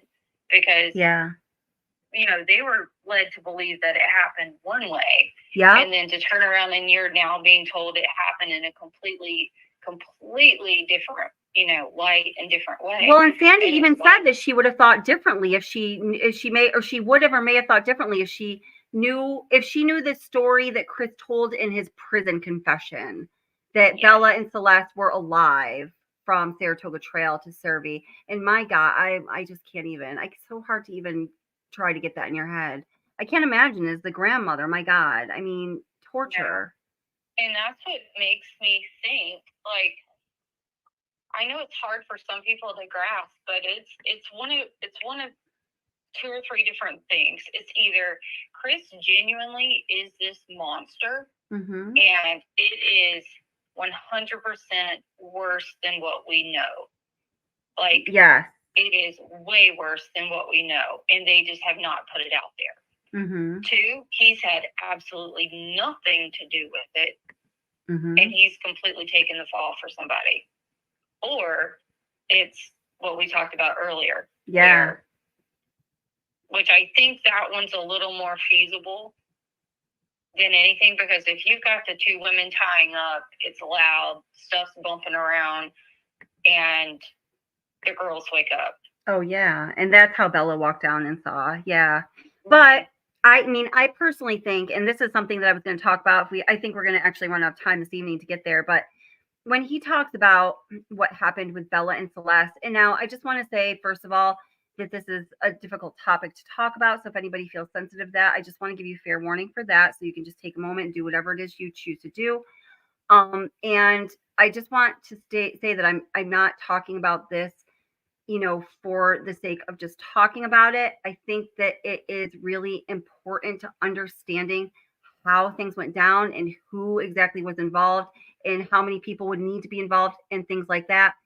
I do not think that I do at this point, and I have for a while, believe that Chris Watts, tried to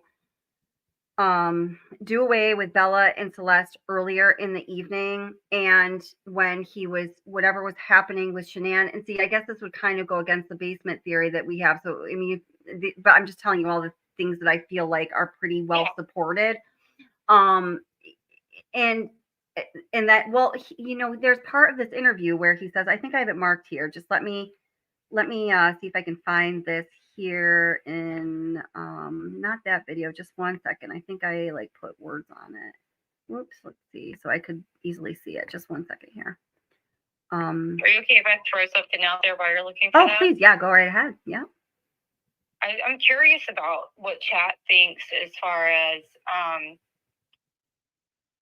if you were Kessinger and you genuinely did not do anything, you had nothing to do with any of it other than sleeping with a married man, would you not have filed a suit against the state of Colorado for completely literally what they put out there has led to all of this speculation. Mm-hmm. They didn't do their job to shut it Absolutely. down. Like, law enforcement came straight out with Amber Fry and Scott Peterson, and I'm sorry, she is no Amber Fry. No, she is no Amber Fry. You want to swing it, she is no Amber Fry. But law enforcement didn't have her back the same way that law enforcement had Amber's. Right. And they've done enough on their own, I think, in my opinion, to keep the spotlight on the case for when she does slip up. Sure. Yeah. And it's just, I'm curious what chat thinks, because if you genuinely didn't do anything and law enforcement continues to spin this narrative that puts you right in the middle of it, and you're being, there's too much. Yeah. There's too much. No, that's a good point. They could come out and completely dispel it. They could come out and say, we have footage of her at Anadarko. We have, this was her testimony. This is what she told us. If you're telling us he signed a plea deal, it's sealed, it's over, it's done, then what was the bombshell information that she gave you? Right. What is the bombshell information? Seriously. Because I don't see any. Yeah. She didn't tell him. She wasn't the one that told him about the affair. No. The Anadarko found that before she did. That's right. So I don't know. Just curious. Yeah. Oh, I think that's a good question. That really, oh my gosh, there's so many. This case is just, it's just so dense. That's why it takes me forever to make videos, because I'll start on a topic and then it's just I know. You end up down 18 rabbit holes. Yeah. Yep. I know. It's crazy. So that's, and that's why, I feel, oh, sorry, I'm reading chat. I feel it's important. There's so many, there's just so much crap made up about this case, and certain channels I feel like kind of either agree overtly about like going with the bullshit. So their channel has something to talk about, or they just kind of give each other a little bit of a nod. And it's really hard to fight against that sometimes. But yeah, I don't know where it's going with that. Definitely It frustrating. is frustrating. I'm trying to check out chat here, and I found that. All right, thank you for gifting the memberships, by the way. That's awesome. Thank you so much. I really appreciate it. And also, Uncle Pickles, thank you so much for the super chat. I really appreciate it. And you asked if I mind when other channels review my videos. So I will answer that honestly. If they say, oh, this is where the video came from, and send people over to my channel, I ideally think that, like, when I do that, and sometimes I forget, so you can find proof of me doing wrong, no doubt. I try to give the person credit, mention it as many times as possible, put the link in the description. I think that's really important so people can actually get to your channel. And when people don't do that, it's sort of like, I get like, I don't like it. I'm like, motherfucker, when I see that they've done that, especially when they play the whole video that took me like 30 or 40 hours to make. I'm talking about House Huddle. And then when people just simply, the one thing that I can't stand, all of you out there listening, this happened to me a couple times. Like, there was one thing for the Idaho 4 case I had an exclusive on because I been talking to those two guys. They're friends with Ethan forever. And there was one or two channels that picked it up within 24 hours of me dropping that video and played the whole thing and barely even mentioned my channel. That was not cool. So that answers your question, hopefully. And thank you for the super sticker. You know what I'm saying? Yes, ma'am. It's just so much work. I like to share and I like to support other creators, but like, really, it's just so much work, Yeah. Well, that's yeah, I'm pretty big about dropping channels like in my videos because I did a lot of like behind the scenes, like I would be sending messages behind the scenes or following in chats and lives and stuff for years, for like the first 3 or 4 years of Watts. And finally, I was like, okay, it's time for me to, I had an idea for my channel, and I was like, okay, I can stand behind this. And but I did a lot of work for a lot of creators as well through the years, and it's definitely been it's interesting sometimes how it works. So I'm like, I stay in my little corner, and if I get an idea, or I really wish we could do like a channel chain where it's like, if we have a live and we're talking about something, and then the next creator goes live to kind of piggyback that topic. Share different, because that's what is creative thinking and objective thinking. I like that idea. I thought about that myself. I wonder if there's a way we could, I don't know. Because I think that would be awesome for the whole community, and for everyone, for the creators, for the community. Yeah. Because there's too many new people that are coming off of Netflix, and they're like, oh, well, that's not what the doc, and it's just like, oh my God. Right. Yeah, I know. It's crazy. I know. I started to make a video about that Netflix documentary with the real stories about everything behind it, but then I just decided it was just too much work because it was going to be a lot to do. So let's see. I think people feel that sometimes they don't understand like how much work and time goes into editing. I've been working on I have a video coming that's going to be. Do you mind me sharing? Oh, go ahead. No, please go ahead. Yeah, I'd love for you to share. It's I'm going to be covering the grief between Cindy and Sandra. Okay, cool. And breaking that down, and I will be watching it, supporting it. That is a topic I would never touch. That's a hard one. What's that? It is hard. Yeah. Good for you. Like I got on a roll with it last night. I was getting the video together, and then I had to be up at 4 o'clock this morning for work, and I was like, oh my gosh, I better go to bed. Yeah. Oh, I know. I find myself doing that too. Oh, I know. It's crazy. I know. Like working on videos. Hey, watch out, little bunny. She's like chewing on my little bunny. Oh, we'll have to have, oh wait, she ran away. Are we gonna have a bunny break? Yeah, I know. That video editing is like addictive. It's crazy. It's fun. Okay, so I was seeing if anyone answered your question, but they didn't really. But I think it's a good question. Bombshell. Muck Boy says bombshell info was NK telling them where the kids are. Oh, damn. Oh, Jesus. Well, I think that I felt though as though Tammy Lee and Graham Coder were genuinely. I felt their like gut punch when they showed, and I could be wrong on this. This was just my perception. I didn't give too much attention to it. I just kind of took it for granted when they showed Chris Watts the picture of Survey 319 when they were in the interview / interrogation room, and he wrote S for Shanann where she was buried, and then put the B and the C on each of the tanks for Bella and Celeste.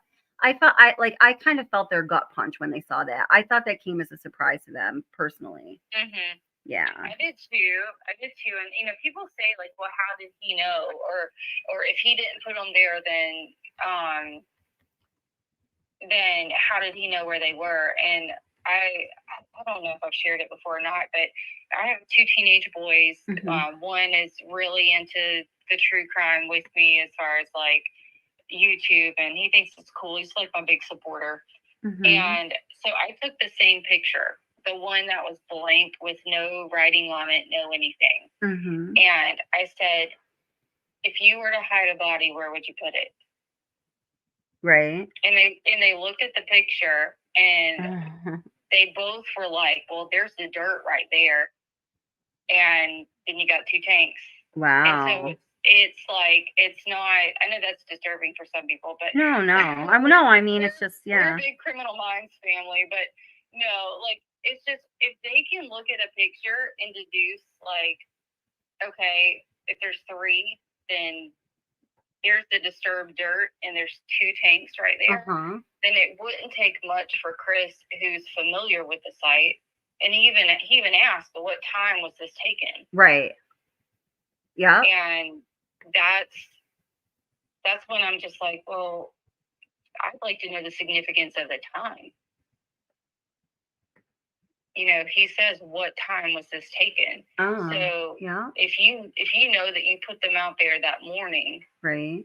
Why would it matter what time? We're talking, what, 2 days later? I always took it as, and I could be taking it wrong again. This was just my interpretation. I always took it as him like being like, how do you have a picture of this? Being like almost shocked that before him is being presented a picture of where he disposed of his family. But maybe that, I definitely could have read it wrong. That's why it's good to talk about these things, because you get like so caught up in the way you've been thinking about it. But it's just my perception. Let's see. Can wait. I have something to actually say about this one. I don't know. Think for yourself. Hi, how are you doing? Think for yourself says about how law enforcement could have recovered Kessinger's text messages, but didn't. They even admitted it in the discovery. Well, here's something interesting. So for those of you that have been like hanging out with this channel for a while, you might remember this. When my friend Alex, who is my friend, I got through half of law school on full scholarship. I now kick myself in the ass for not finishing it, but I didn't want to do it. It was hard too. I'm not saying I could have, got by like easily, like, oh, I could have done that if I wanted to.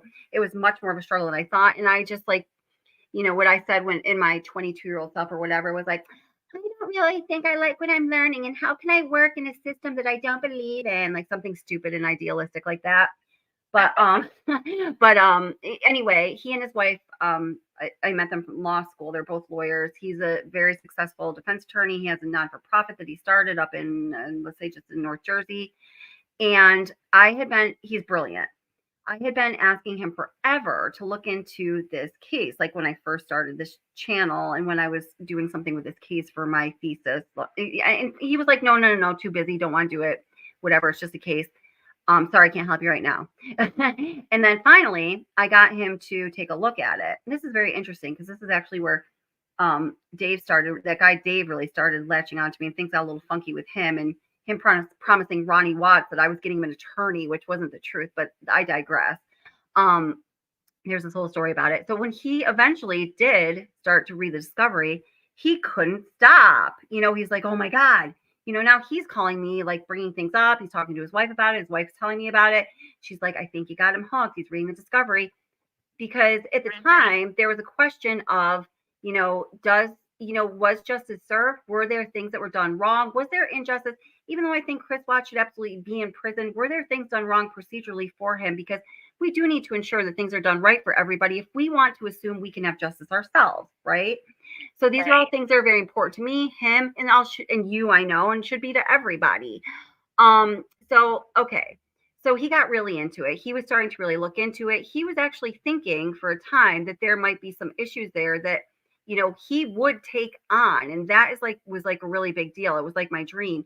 But of course, only if it would have been Chris Watts in that case was willing to. We never got that far.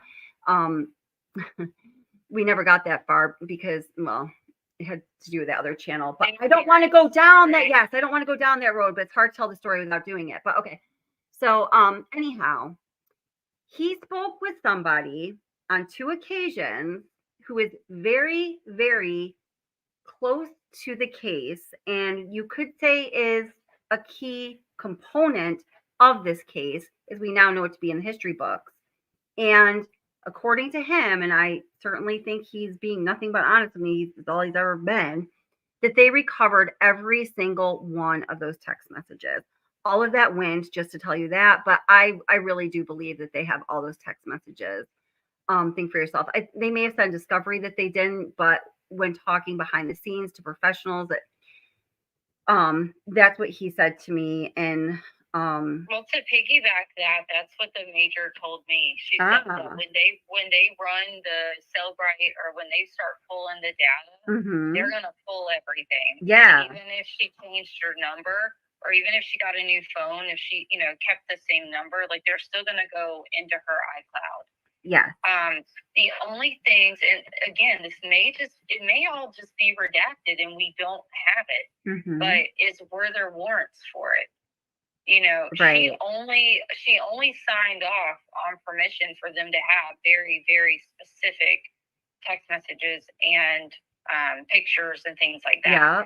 And she lied about what did exist, of course, a million times over. Yeah. And I mean, which they, of course, they learned about the calculator app and things like that through Chris's phone. Right. But that's what makes me think that there's just more to the case. And yeah, it was either like she copped a plea in order to get what they saw as the big dog, which was Chris, or there's, they'll say there's not another investigation going, and I can't say that there is or there isn't, but if that's the case, then justice wasn't served.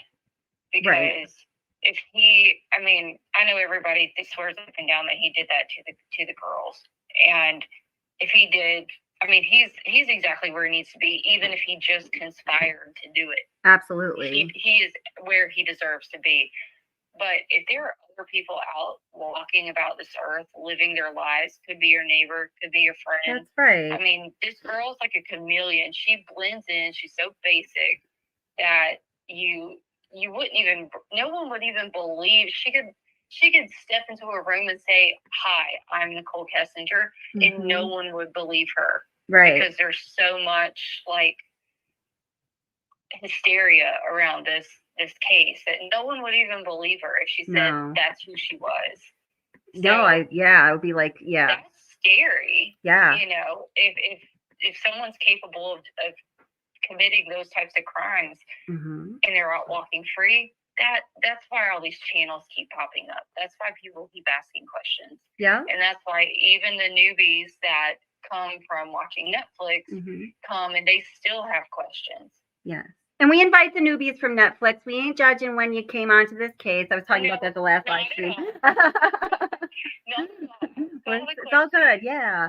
I just have to, and you make such great points. I'm so glad I have you on. Everybody, by the way, this is House Huddle, who is speaking right now. She's on my phone. So just, definitely go check out her channel. She's got great videos, and obviously she's very smart and well-versed in the case. I just have to say to Real Justice says, they have all of NK's text messages and everything NK said checked out. So I read that and I was already thinking of the retort in my mind, because that's just absolutely not true.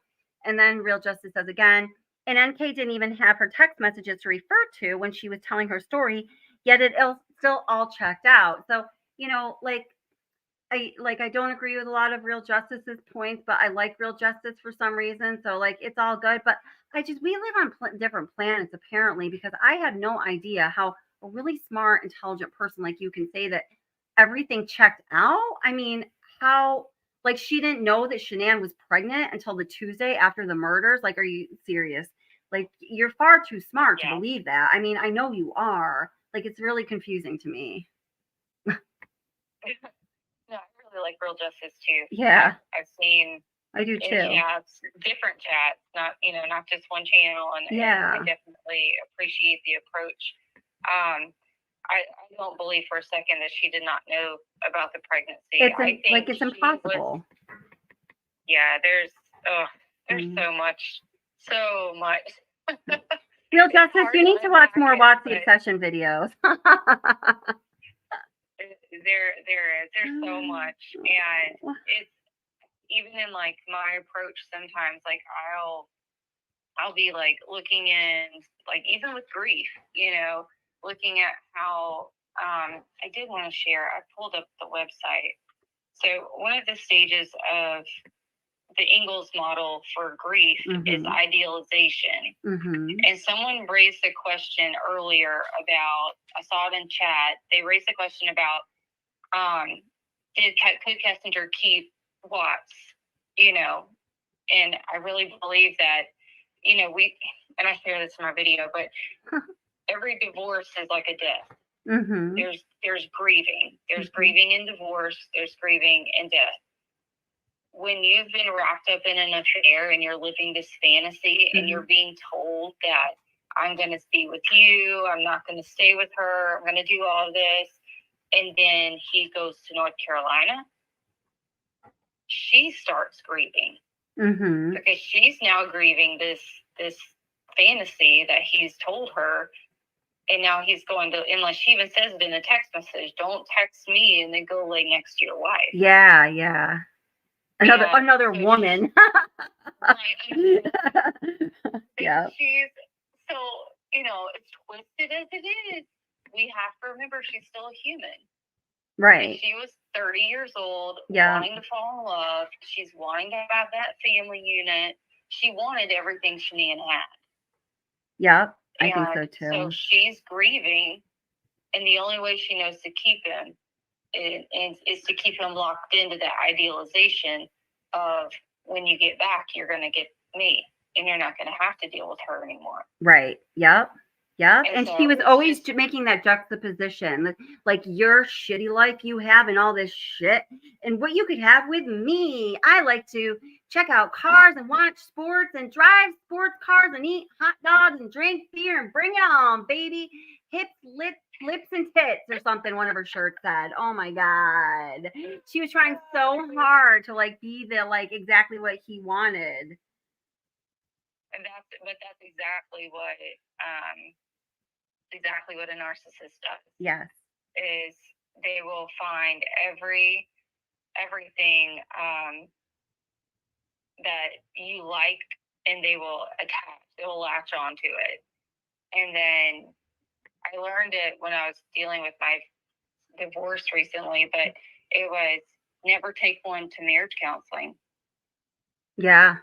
Most people think when you're going through a divorce, or, when you're getting close to divorce or something, like, oh, we need to go to marriage counseling. You have to be careful. Because when you go to marriage counseling, I even had 2 counselors tell me this, and they said, you have to be careful, because when you go in there, the person who's not the narcissist goes in and they're sharing everything, because they're desperate to make this work. Yeah. They want to make it, Yeah. and so they're sharing everything. And the narcissist is sitting there and they're just picking up tips and tricks on how to dial you back in. Yeah, absolutely. Absolutely. So it's interesting when you're watching different videos, different perspectives, and I've really enjoyed the chat tonight. I've been I really appreciate you giving me the chance to join you tonight. Oh yeah, no. I'm so happy you're here. Now I just want to play that one little I found that video clip a while ago that I was talking about. It's just a moment here of why if you're good. Do you have another couple minutes? Yeah. No, I didn't want you to feel like you had to extend anything. Oh no. I'm like stoked you're here. It's great. I love it. So here, let me bring this in. Hold it. I'm a very bad multitasker. You're doing better than me. You should see me trying to navigate a live. It's hilarious. Oh my gosh, I know. It's hard. It's hard to do. It is for me at least. It sounds like it is for you too. Yeah, I'm still figuring it out. I just upgraded. I was doing all of my videos on an iPhone 7. Oh wow. Oh wow. Damn girl. So up until the last like 3 videos, I was working from an iPhone 7. What are you doing them on? Wow. Wow. Those are good videos for an iPhone 7. You took the hard road. What are you using now? I have a 15. Okay. See, I do mine on a computer. I wouldn't dare. I tried the iPhone thing, but I can't even do a Mac. But okay, here. Let me play this before I super digress. All right. Bring this down. Just gonna have to listen.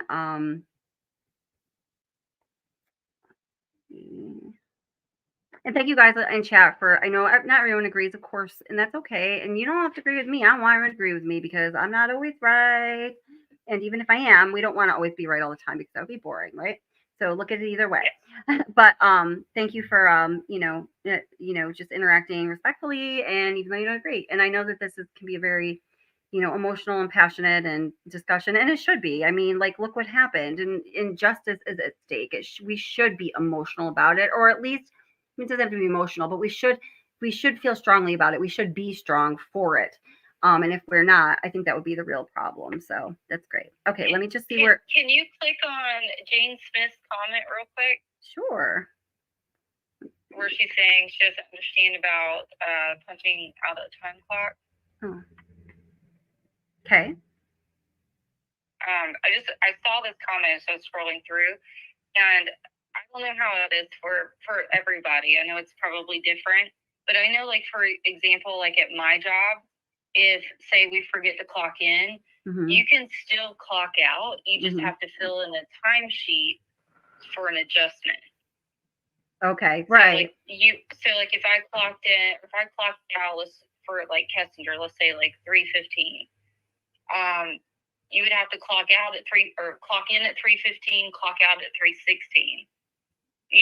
So that you would have. Oh yeah, you still have to clock in, clock out again. You have 2 punches. That's right. You have to. And yeah. So I see what this person's saying is, like, is that in Discovery? And the answer is I have not ever seen a single time card punch. There's not been a single. There's just a handwritten note. Yeah, there's just a handwritten note. Right. Which is like just scribbled. Yeah. But whether or not it was actually verified, there's, because typically any of the tips that they researched or they dove into and they verified or discredited it, they have a report on it. Right. Yeah. Because like they mentioned all the, like the footage in what Home Depot and Walmart, even when it didn't pan out, they still put it in a report. Yeah, that's very, very true. And then, I know Real Justice keeps saying that, she did punch in that day. So I just would be, if you don't mind, Real Justice, I couldn't think of how to phrase the question without sounding like I'm like asking, like, where'd you find that information? I'd be really interested to follow up on that, because if that is the case, then I would be happy to correct myself. I'd love to see it. Yeah. Yeah, but even if you clock in on your phone, yeah. Okay, here, I'm gonna play this video before I forget, because I just gotta close this point. I made a commitment to myself to stay on a couple tracks tonight, and so far I'm on them, but I've got to follow them through. Okay. Sorry. So Shanann was first, and then Bella was next. Was Bella alive when you guys got in the truck? Oh, okay. What happened? It'll back up. Okay. Just simply there. Was Bella alive? He's like, Bella was first. Oh, was Bella alive when you got back in the truck? And according to all the investigators, this is the moment when they realized that the girls were alive on the journey from Saratoga Trail to Survey 319, and that horrific, I just can't even imagine. But can you play it one more time? Yeah.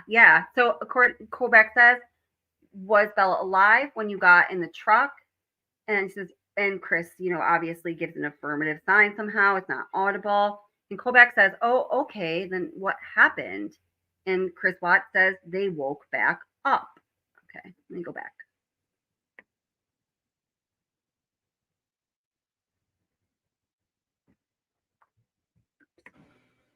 Was Bella first or was Cece first? And the truck. Yeah, I'm sorry. So Shanann was first, and then Bella was next. Was Bella alive when you guys got in the truck? Oh, okay. What happened? Right there. Wait. She, They woke back up. They woke back Okay. up. Okay, go ahead. Sorry, go ahead. two things. So this is the first time it's ever dawned on me what he possibly is talking about. Uh-huh. People have said, like, oh, he tried to kill them twice. Mm-hmm. What if that's been completely taken out of context? Mm-hmm. That the whole they woke back up. What if, yes, they woke up when he was doing what he needed to get Shanann in the truck. Let's just say in the truck. I don't believe she went out the front. Uh-huh. Let's just say he puts her in the truck. The girls woke up. So he picks them up, puts them in the back seat. They fall back asleep. Mm-hmm. So they don't really see anything. Mm-hmm.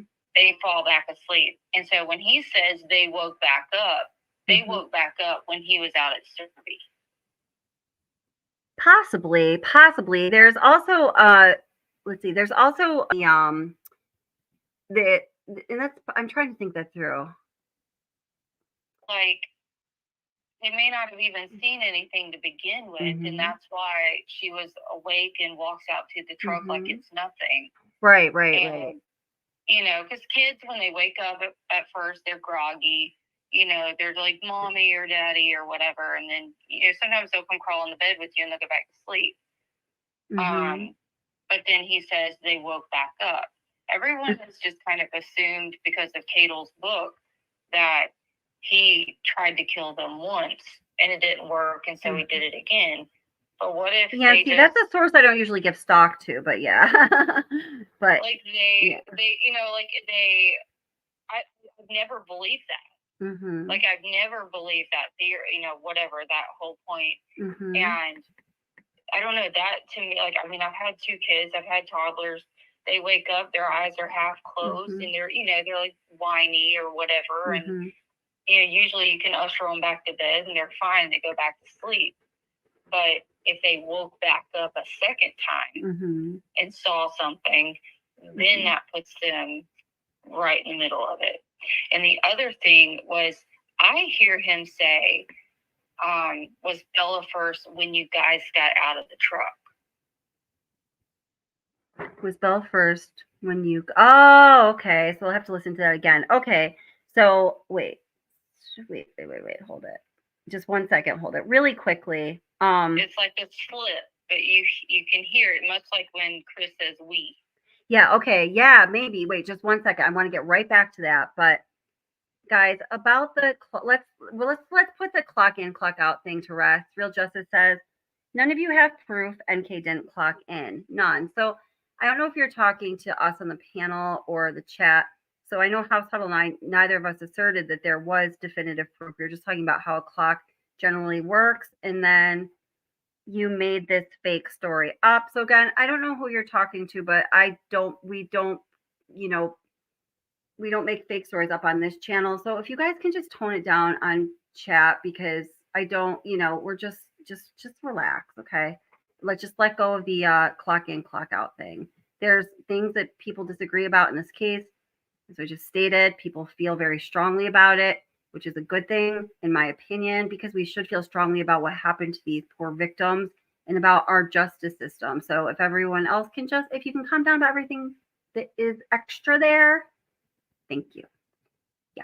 And yeah, exactly. Please don't spin off chat. Okay. Thank you. Okay. So let's listen to that again, House Huddle. Sorry for my little okay. break. I'm going to go back just like a little more, just so we can get context with it too, because that might, say something like that might help us decipher it one way or the other. Okay. She was sleeping. Did you take her back to her room? Okay, wait, let's go back to where he starts talking about Bella walking in. It's just like another 30 seconds back. All right. Poor Bella. That's why he says Bella was the hardest. Yeah. And see, another reason why I think that Cece never really came to on the way out to Servy is, I mean, like everybody, like Chris has said himself that he had a stronger attachment to Cece. The reason he says is because Shannon and Bella had this great relationship, although I disagree with that. But, you know, when he didn't know how to, you know, Bella was the first one. He didn't know what to do with a brand new baby. By the time Cece came around, he'd already done it once. He just had a closer relationship with Cece. They were always together. They interacted differently. He said so himself, basically, that he liked her more. But when he's talking about this story, what happened out in Survey, you'll notice even when they ask directly about Cece, he just brushes over it. He does not say her name once, except for like in the very beginning. Everything is about Bella. And one indicator for Chris Watts that is a giveaway for him being truthful is any sign of emotion, because he is not a naturally emotional person for one reason or another. Asperger's, narcissism. People have all these different theories. All of them are plausible. You know, we don't know. All right, so we can't diagnose. Yeah, exactly. And so when he does show that emotion, like, you can bet your bottom dollar that that is when he's telling the truth. It's very rare, and the most pronounced and prominent time he shows that emotion, and it might be the only time when he actually cries, is when he's talking about Bella without even mentioning Cece's name. I think that's significant. Absolutely. I mean, it might mean something else, like for people that believe that NK, sorry, Real Justice, please put your earmuffs on for a second. It has something to do with the girls, like, you know, you could make it, you know, maybe, and I'm not sure how I feel about that, but, you know, maybe it was because Cece was with another person, and I don't know. We don't know, but I'm just speculating. So I like to make it clear when I'm speculating. Obviously, I'm speculating. All right, I'm going to play this now. Did that happen with Bella right in that room? Not proper. What happened? She walked in as, you know, when she talking about me. She was sleeping.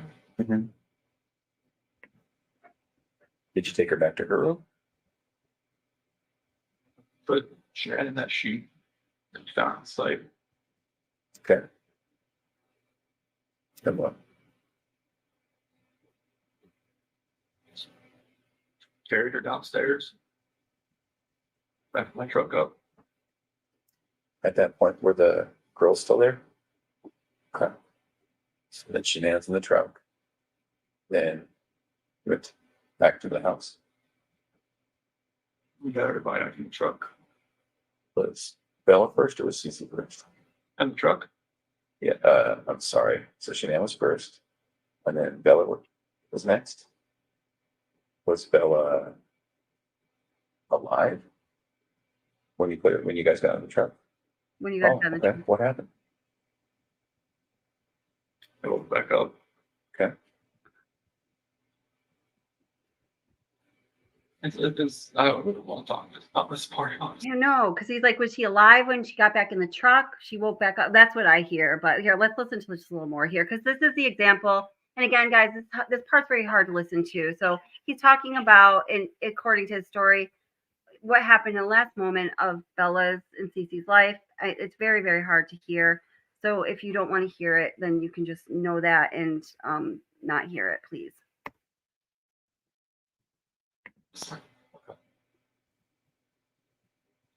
Those are my kids. It's my baby. I'm just talking about every night. Help see us. Okay. Every time I see pictures of them, I don't know how it's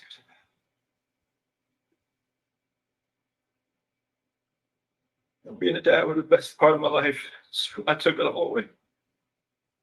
I think that's the hardest part for us, Chris, is we see those videos, we see that love that you had for your girls. Like, it's obvious to us, and even to us, it's hard for us to understand how a dad who's given piggyback rides and, you know, making snacks and watching princess movies and those kinds of things, how you get to that point, you know? Like I said, there was just like something else was controlling me that day. I had no control over what I was like to fight back. Yeah. Like when that prosecutor said that Bella bit her tongue, like repeatedly, I just wanted to bang my head up against the wall.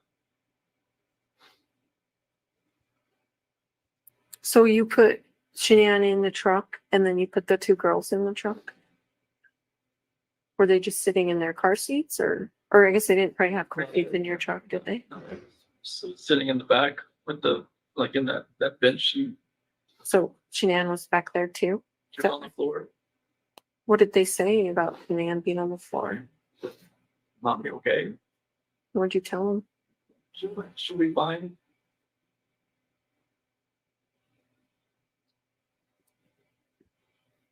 Did you have their stuff with them, with their toys and their blankets and stuff? They had something with them that they carried. One of them, I think CCM Bell had like a blanket or something with them, Mm-hmm. like a pink blanket or. What about the dog? I think one of them had a dog, right? The talked or dog. Yeah, one of them had like a little barking dog. Was that with you too? Do you know? I think it was. Trying to it's hard to remember. Like if Yeah. they had like big blanket, small blanket.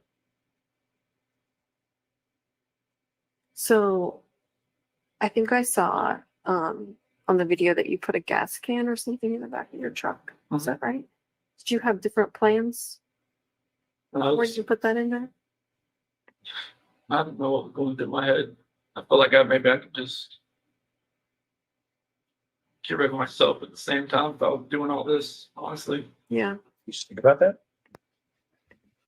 So here, the way he tells the story and in the vague terms that he's using and the way he doesn't answer the questions, and he just uses these very blanket kind of like, layered, vague statements. This thing about the gas can and why it was put in his truck, this is all total bullshit too.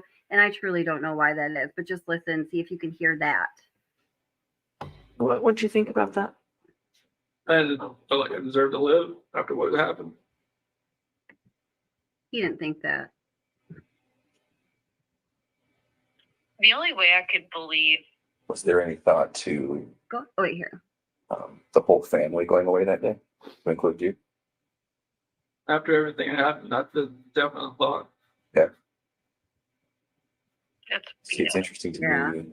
Absolutely. We had all kind of wondered if there was a point when you were all together, if you were all going to pass together. That to me makes sense, because that's, even though it sounds crazy, that's what a family man does, right? Family man doesn't do what he did. No, I know. I guess what I mean is, it seems like you guys were going to be together forever in that way. Is that maybe what was going through your head? Honestly, I just felt like I had deserved to live. Yeah. I know it's like whatever judgment I was gonna come upon myself, I just didn't deserve to be on this earth anymore. Mhm. What happened?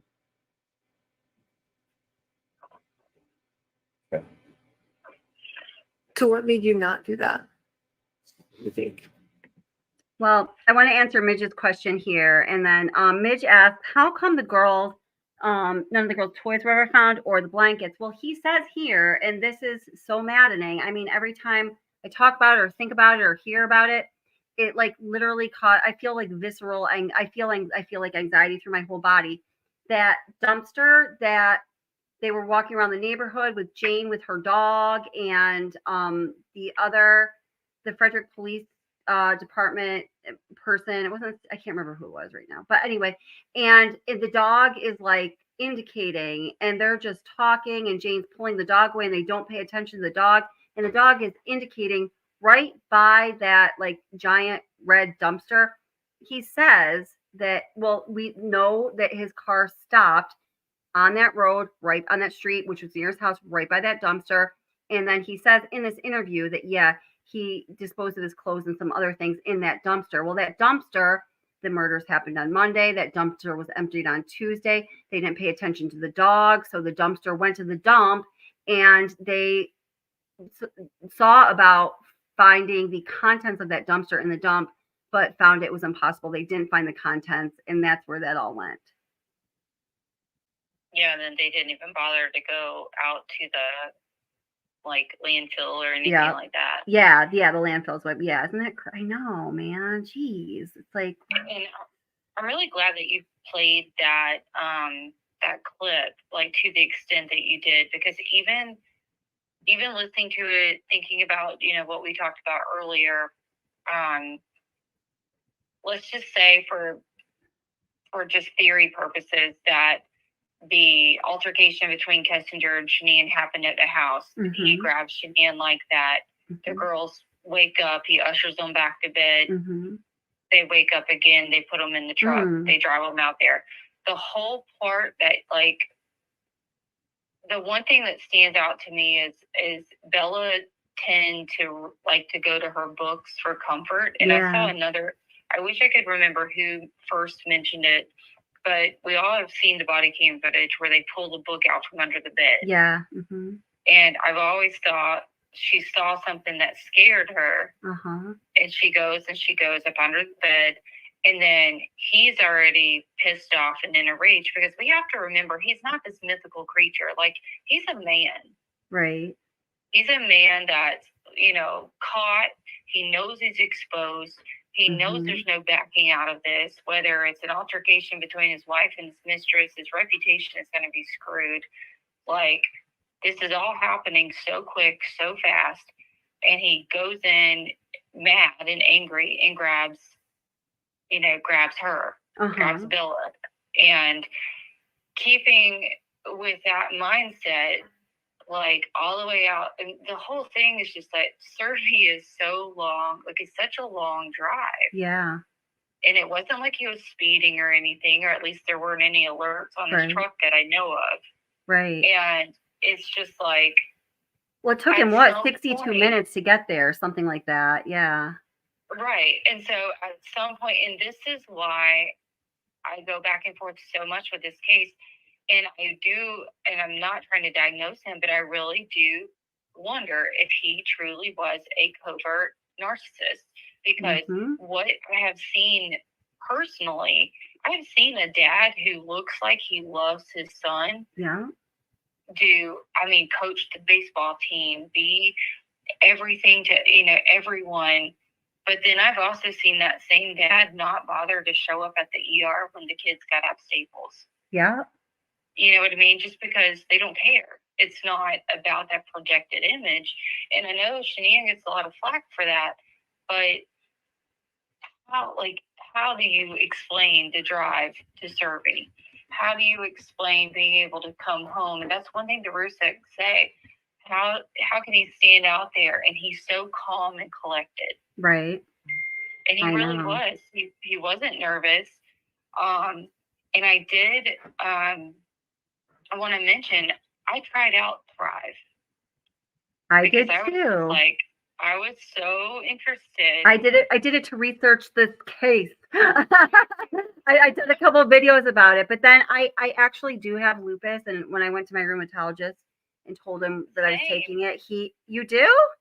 Yes. That's so weird. I don't share it because I don't really people, either. They just question everything. I know. I don't usually either, so we'll have to talk about that. I was diagnosed. I think it'll be 5 years this coming April. And my rheumatologist was really he was like, no, you cannot take that. This is not good for lupus. And he explained why. And I was like, oh my God. So I stopped taking it. But yeah. Which is interesting because I'd be curious to know because all of my aches stopped. Really? Oh, wow. Huh. And I slept, whenever I did sleep, I slept amazing. What products were you taking? I see you, Muck Boys. Just the basic ones. Huh. Just the basic 3. See, I think where I went wrong was I got the duo burn patches, and I wasn't trying. I'm not at the time I was pretty active exercising. I don't really need to. I wasn't trying to lose weight, and I just felt like I was always. I felt like I didn't want to feel that way. It wasn't. I think that was why. Maybe that was the product too. I don't really remember, but. He was mad at me, so I just stopped everything. I don't remember what the. but the staying up, that's the one thing I did. I haven't really shared much about it, but I did have trouble sleeping. Yeah. I would go a day. I've been a night shifter for 15 years, and I just switched to day shifts. But back whenever I tried Thrive, I only did the 3-day. I didn't do anything crazy. I did the 3-day. when I was awake, I was awake. Yeah. I was focused. I did. I was getting stuff done, and I'm like, wow, this is great. And then Yeah. when I would sleep, I'd really, really sleep. But then it makes sense how when we hear in this case, I'm looking at Shanann's like to-do list. I'm thinking, geez, I barely get the clothes from the washer to the, from the Oh, washer I to the know. Oh dryer. my God. Yeah. And she's got these long to-do lists, which I have found some discrepancies with that. But then you talk about Chris like falling asleep mid-sentence or, not really sleeping at night. And so I do think it had impacts on things like that, but I don't think that product. Well, I think that dual burn patch, I mean, that really got like my metabolism going. I felt like it was like speedy. I did not like it. I felt like I was going to do like 30 days. I think I did like 2.5 weeks. I think I had already like lost like a little weight and I did not want to lose weight. It really definitely had an impact, Yeah, like you could feel it. Yeah, you could definitely feel it. Yes. There's your unofficial Thrive review from 2 people with lupus who maybe or maybe not should even be taking it. Researching this case. Oh, and Tabby Cat joins us. Tabby Cat says she's a lupus warrior. I'm going on 30 years. Wow, I have it from my nan. Oh, wow. Well, here's the good news for all people with lupus. My grandmother had lupus, and unfortunately, she passed away during the end of like COVID times, not from COVID, but my dad just died from that a couple months ago. I don't want to talk about the terrible things. Don't spiral out. Okay. So, my grandmother died. She was 96 years old, and she had kidney cancer twice. She had breast cancer twice. She lived with 1 kidney and 1 breast and lupus, and she lived to 96. So there you go. There we go. You go, Grandma. I'm never getting old. I refuse to get old. Yeah, right. I'm gonna bring Muck Boys or Keith up. He's behind stage, and I just want to let you know I'm bringing him up. Yeah, absolutely. Hey, Muck Boys, Keith, how are you doing? Hey y'all, how you doing? Hear me okay? Yeah, I can hear you okay. What should I call you? Keith is cool. It doesn't matter. Okay, well, I don't know what people know you as mostly. Okay, what's up? What's on your mind? I did have a question, and I'm so sorry. I want to say Humble House. Is that the name? House the other Huddle. lady. House Huddle. Yeah. Can you? I know a couple of us in chat. It was like it was an awesome theory, maybe truth. But can she replay the fight thing again? Because we kind of missed it.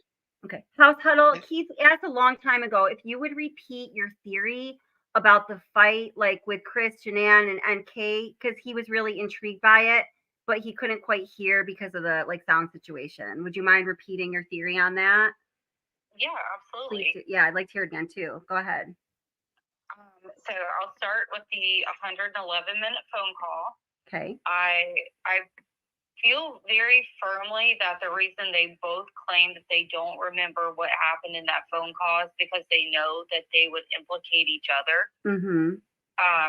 And it would have led and have been able to be proven because of her past actions where, like, when he left her, she showed up. She got pissed off and she showed up at his house unannounced. Right, like 4th of July, yeah.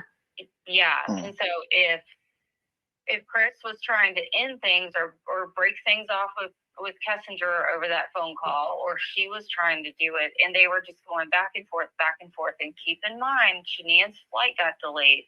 So if you think about it in terms of like a man and a woman having a conversation, it's like, no, I'm for real, like her flight got delayed, and she's like, I don't freaking believe you, blah, blah, blah. Oh, yeah, yeah. If she's done it before, so if she shows up, and she has a personality for it too, you can just see it. Oh yeah. Yes, she shows up, whether she's sitting out in the front and she watches Shanann walk up, or she comes up through the basement like she's done through the summer, and she is inside that house when Shanann gets home, and Shanann's pregnant, pissed off. She already has found the charges on the card for, the dinner. And we know she's willing to go batshit crazy like she did with Nutgate and such. We know she has that potential. Yeah. Even taking Nutgate out of it, like she's a pregnant woman. Absolutely. Who really believes that there's potentially another woman involved, and her marriage is falling apart, and she knows what all that's going to entail for her. Absolutely. Absolutely. So you walk in and there's another woman in your house, and that is, oh hell no, like it's DEFCON 5, like it's war. And I really, the way I see it playing out is Shanann and Kessinger they tied up, and I don't believe for a second that Kessinger could hold her own against Shanann. No. And it got to a point where Chris had to intervene, and when he did, the only way to get Shanann off of Kessinger was he grabs her by the throat.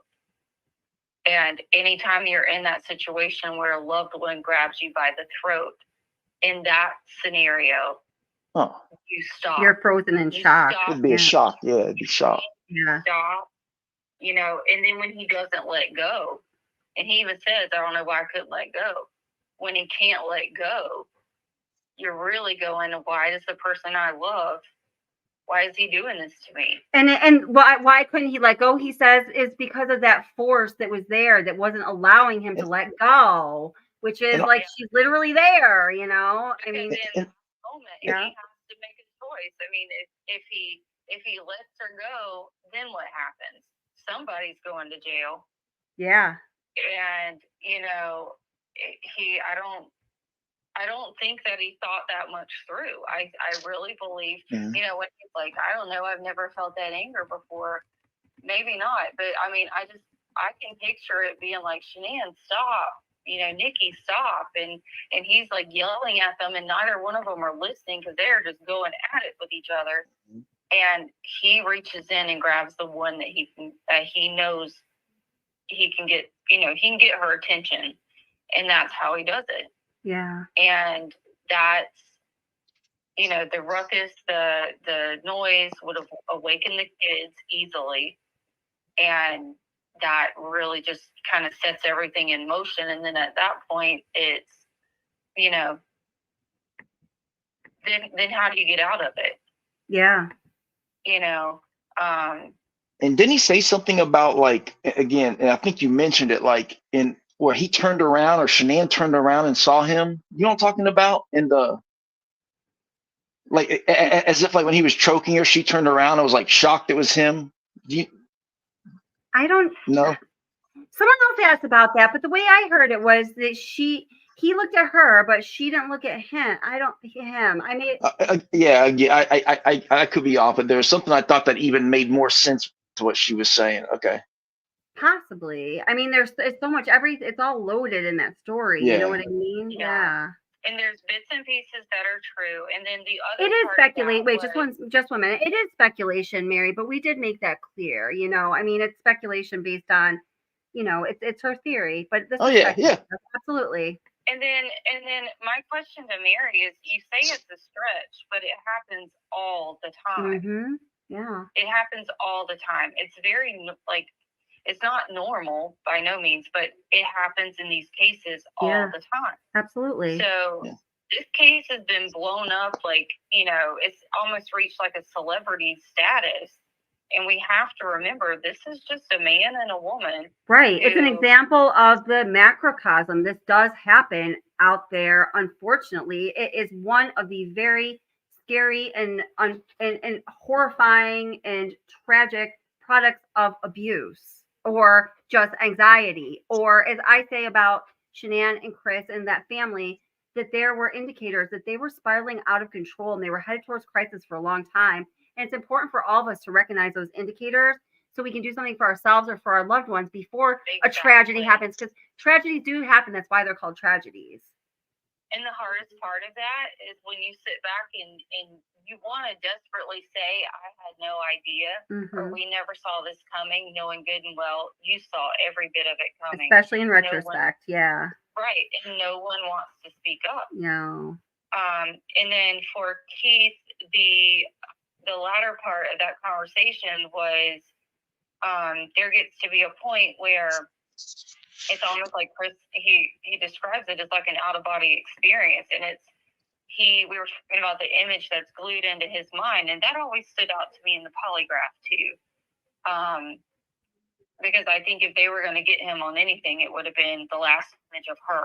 Mm-hmm. And I really believe that if that's how it happened, and if that was, you know, the altercation, that's ultimately what happened with Shanann, then I do believe he sat there and stared at her. Because he talks about the mascara running down her face all the time. He mentions that many times, like it's burned in his brain. Keith? Mm-hmm. Yeah. Okay. I think the mascara was from the conversation back on August 8th. I don't believe it was from that night. It could have been. It could have been. Yeah. But the video of her in the purple shirt, that video is that video is very, very important in this case. And that thing is loaded with information, like all throughout it. But the issue with August 8th conversation would have been, it would have definitely shown premeditation. Yeah. I also wonder about, and like, to me, there's so much proof of like other people. Again, my thought, you know, it ain't the truth, but just what I think, like, you know, that night on Sunday night, remember, he wouldn't FaceTime. Like, I wonder if the girls were even there. Cause remember, he wouldn't FaceTime with Shanann's dad. The picture he sent wasn't from then. So, you know, in the next morning, this is one of those things where I believe they have all their texts. I don't know this is one of those things, I don't know where it came from, but remember when they're watching the video at Nate's house and Chris is answering a text. I've always been told that was NK asking him what kind of cereal the girls like. No, it is. It is. I know it is NK. It's a timestamp matchup. It's when NK says, when the conversation actually is, oh my God, that's so ridiculous. They'd totally freak out. And when when that conversation comes up in the interview between Nichol Kessinger and Kevin Kovac on August 23rd, he asks what that is about. Actually, she brings that up and she gets a little nervous even talking about these texts. They were at 1:43 on that Monday, the same time that Chris Watts was looking at Nate's security camera footage, and he's like looking down his phone and see him texting, Yeah, and then she says to Kevin Kovac, "Oh, it was about this box of Lucky Charms." I'm actually going to find it so I can play it. Well, so that makes me think maybe she had them at that point, you know, and and maybe she had them at that point, you know, and like she was getting food for them. I don't know, and because you know, the worst part about it is, you know, the where they were put, the two barrels or whatever you call them, I can't top of my head, the two barrels. There's only stairs on one side going up. And if you're in a hurry, you're going to put them in the closest one. So to me, there was two people, one with, you know, because they were in separate ones. Like if you're in a hurry trying to get this done for people to show up, you're going to do it the quickest way.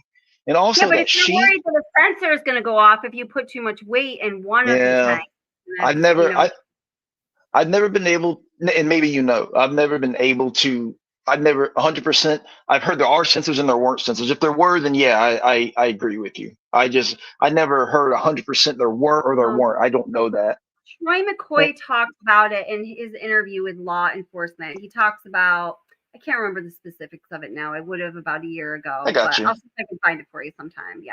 And the other thing is that sheet that was found, we all know it poured Tuesday night, you know, and that sheet was bone dry, you know, I mean, like that. So I just feel that, you know, and about, so what I think what I was saying, no, go ahead. Well, I actually have I'm that. sorry. No, it was 0.3 inches of rain. It was more of like a wind event. But I got you. Like maybe it would get wet, but if you think about in the and I'm sorry, I mean to I like you bring up really good points. I like kind of vetting through all these different points that people bring up, so that's all I'm doing.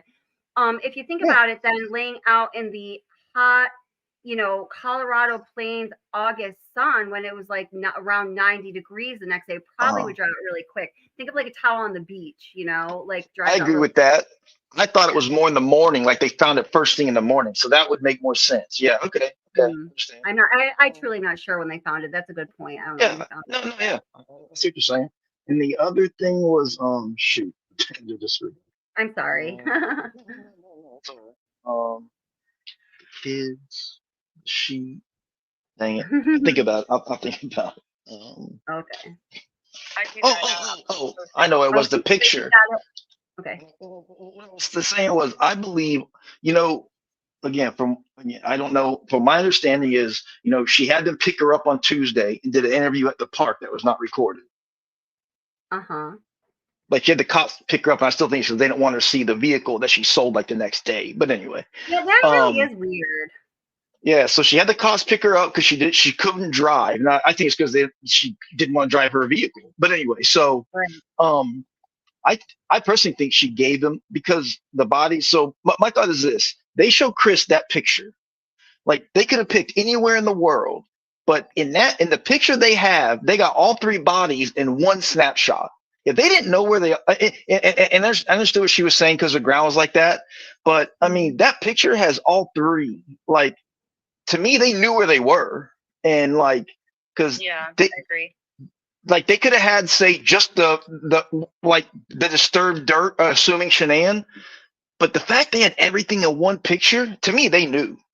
And so I always thought that maybe NK gave them where they were on Tuesday at the park, and then, but I don't know. I always found them having all the bodies in one picture to be like, if they don't know that's there, that's a pretty lucky picture to have, like, I don't know. Yeah. Which the major in law enforcement said, nobody in law enforcement believes in coincidences. So it's no coincidence that they had that picture with all of them in it. Yeah, so I always wondered if that was a bombshell information, but then why'd they wait till Wednesday? Did they have to go prove it? Like, why not showing Tuesday night? So that part is kind of odd. Like, obviously they would want to get to it right away. So if she told him Tuesday, why wouldn't they hit him Tuesday night with that? But I don't know. But I guess maybe they had to vet it first. I don't know. I don't know. I think with a body, I don't know. Yeah. I agree with you. I think they would go right to it, right? Yeah, I mean, they're trying to find bodies of a missing mom, and I don't know, man. It's like and just another thing that I don't think, and again, it's something I believe is true, and I think is like, to me, like, the way things work is so interesting. Is so obviously they were trying to get into her phone, right? But they didn't know the code. Well, that weekend when she was in Arizona, Apple did an update, and she updated her phone, and it made her password go from 4 to 6 digits, and that's why he didn't know the code. Like, that's pretty wild. That, like, that obviously, if they could be answering the phone, like, hey, this is Shanann, I'm fine, they could have gotten away with it a little longer. But like, intervention, whatever happened to where she's gone, she's not with him, the code changes, and he doesn't know it, completely ruins her plan. I just think that's kind of crazy, like the way that works out. That is true. Yeah, that is wild. Yeah. That's crazy. We see a lot of that in the true crime cases, though. Like when we're studying them. I was trying to think. I just had one revealed when I was doing like the Markel case here. I'm getting. Did you say Dan Markel? It'll be in. Like the. Go ahead. Did you say Dan Markel? I'm sorry. Yeah. Okay. Yeah. I got you. That is. I know that case. So I was out and about getting footage here locally, and literally I drove the route the wife took that morning, and did like a video camera or a video of it. And I kid you not, as I'm pulling out of the liquor store where she stopped and got the wedding gift, two Geek Squad vans pulled right in front of me. And she was getting her TV installed, right? By the Geek Squad, is that? Her alibi was the Geek Squad. Oh yeah. This happened so like 9 years ago, and I've lived here for a long time. I've never seen the Geek Squad out and about, and it just happened to say that I'm filming to make my video. 2 Geek Squad vans go right in front of my car. Wow. So it was pretty cool, but it's little like eerie things like that. They happen a lot with true crime. And another thing you had talked about, what I said in chat was I used to think that maybe the reason, and I don't know why I thought this, that she was wearing long sleeves was she was going through withdrawals. I don't know why I thought that, but more and more I think about it is I'm, like you had said, I'm wondering if she had a bunch of marks on her arm. Now, granted, some people wear long sleeves, but it was August. I mean, and I think she always had like long sleeves. Well, and I just wonder if she was trying to hide some battle wounds from, Shanann. I know I'm cold all the time, so like I typically have a jacket even if it is 80 degrees outside. Yeah. And you know what? I'm the I same just way. happen to, I'm looking at the video of her right now, and I happen to just be seeing where she kind of has her arms over the front of her body, like you'd be if you were kind of shivering and cold. Like it may have been cold in there. I mean, other people Well, brought yeah, up you're right. It probably is. You're right. that, like the professionals in there all have like, they're, maybe they wear long sleeves, Mhm. they're professionals, but they're not wearing like Yeah. long sleeves that are trying to make them cool. I don't know. They're, Yeah. No, and also I think you have to have it cold because like if it's warm, people tend to kind of sleep or whatever. You know what I'm saying? Like so maybe they keep it cold to make it uncomfortable. Yeah, yeah. I guess that might be like wishful thinking or whatever. I don't know. Yeah, but maybe. Right. I agree. And then I'm sure what you're gonna say. Sorry. Okay. Oh, like so in the Dean Markel case, when the wife went in and did her quote unquote interview because they never formally like interrogated her, they still took her photos. They still looked her hands. They did all of that, and we don't see that with Kessinger. No, They never do that with her. No. I don't think they took like a drug test or anything of Chris or anybody. Like I don't think they did. Like there's so many things that seems yeah. And I get at the beginning kind of like people think it's bad police work, but when the cop first showed up, they're just thinking like maybe a wife is mad and is at the store or something. Now not doing certain things right away, I get, and people think, oh well, that's dumb, you should do it. Yeah, but on a whatever, on a Monday morning, you're just thinking, like that's not on your mind. Now it did obviously things turn pretty quickly, but I do get in the very beginning maybe not doing certain things right away. But anyway. A lot of people don't mean to cut you off. A lot of people don't realize that a parent leaving with their children unannounced and just taking off, that's not illegal. Yeah. It's frowned upon, but it's not illegal. Yeah. Because those children are just as much Shanann's as they were Chris's. So if Shanann wanted to leave Chris and she packed the girls up and took off, there's nothing illegal about that. And then we also have to understand that people are humans, and maybe she was taking off forever and was going to go across the world and try to like hide from him forever, but maybe she just needed a fucking break because everyone knows what relationships are like, and so yeah, I mean there really wasn't. It was I don't think they handled it poorly in the beginning. Yeah, I agree. They did what they were supposed to do. Yeah. And the other thing too was the vehicles you were mentioning. So Nate would see he couldn't drive that work truck because they can see. I believe they could tell. It was called Geo something, but they could tell if they could tell if somebody was in the passenger seat, and they obviously can tell when it's cranked. So they couldn't. He wasn't allowed to drive it off work time. So so when she was gone, he was driving the Lexus back and forth. And I think Nate was saying he saw the Lexus outside. I was thinking maybe NK was pulling her vehicle in the garage, but you would think someone would have saw that. But maybe that's why he had the Lexus out at the road, was because her vehicle was in the garage. But I don't know.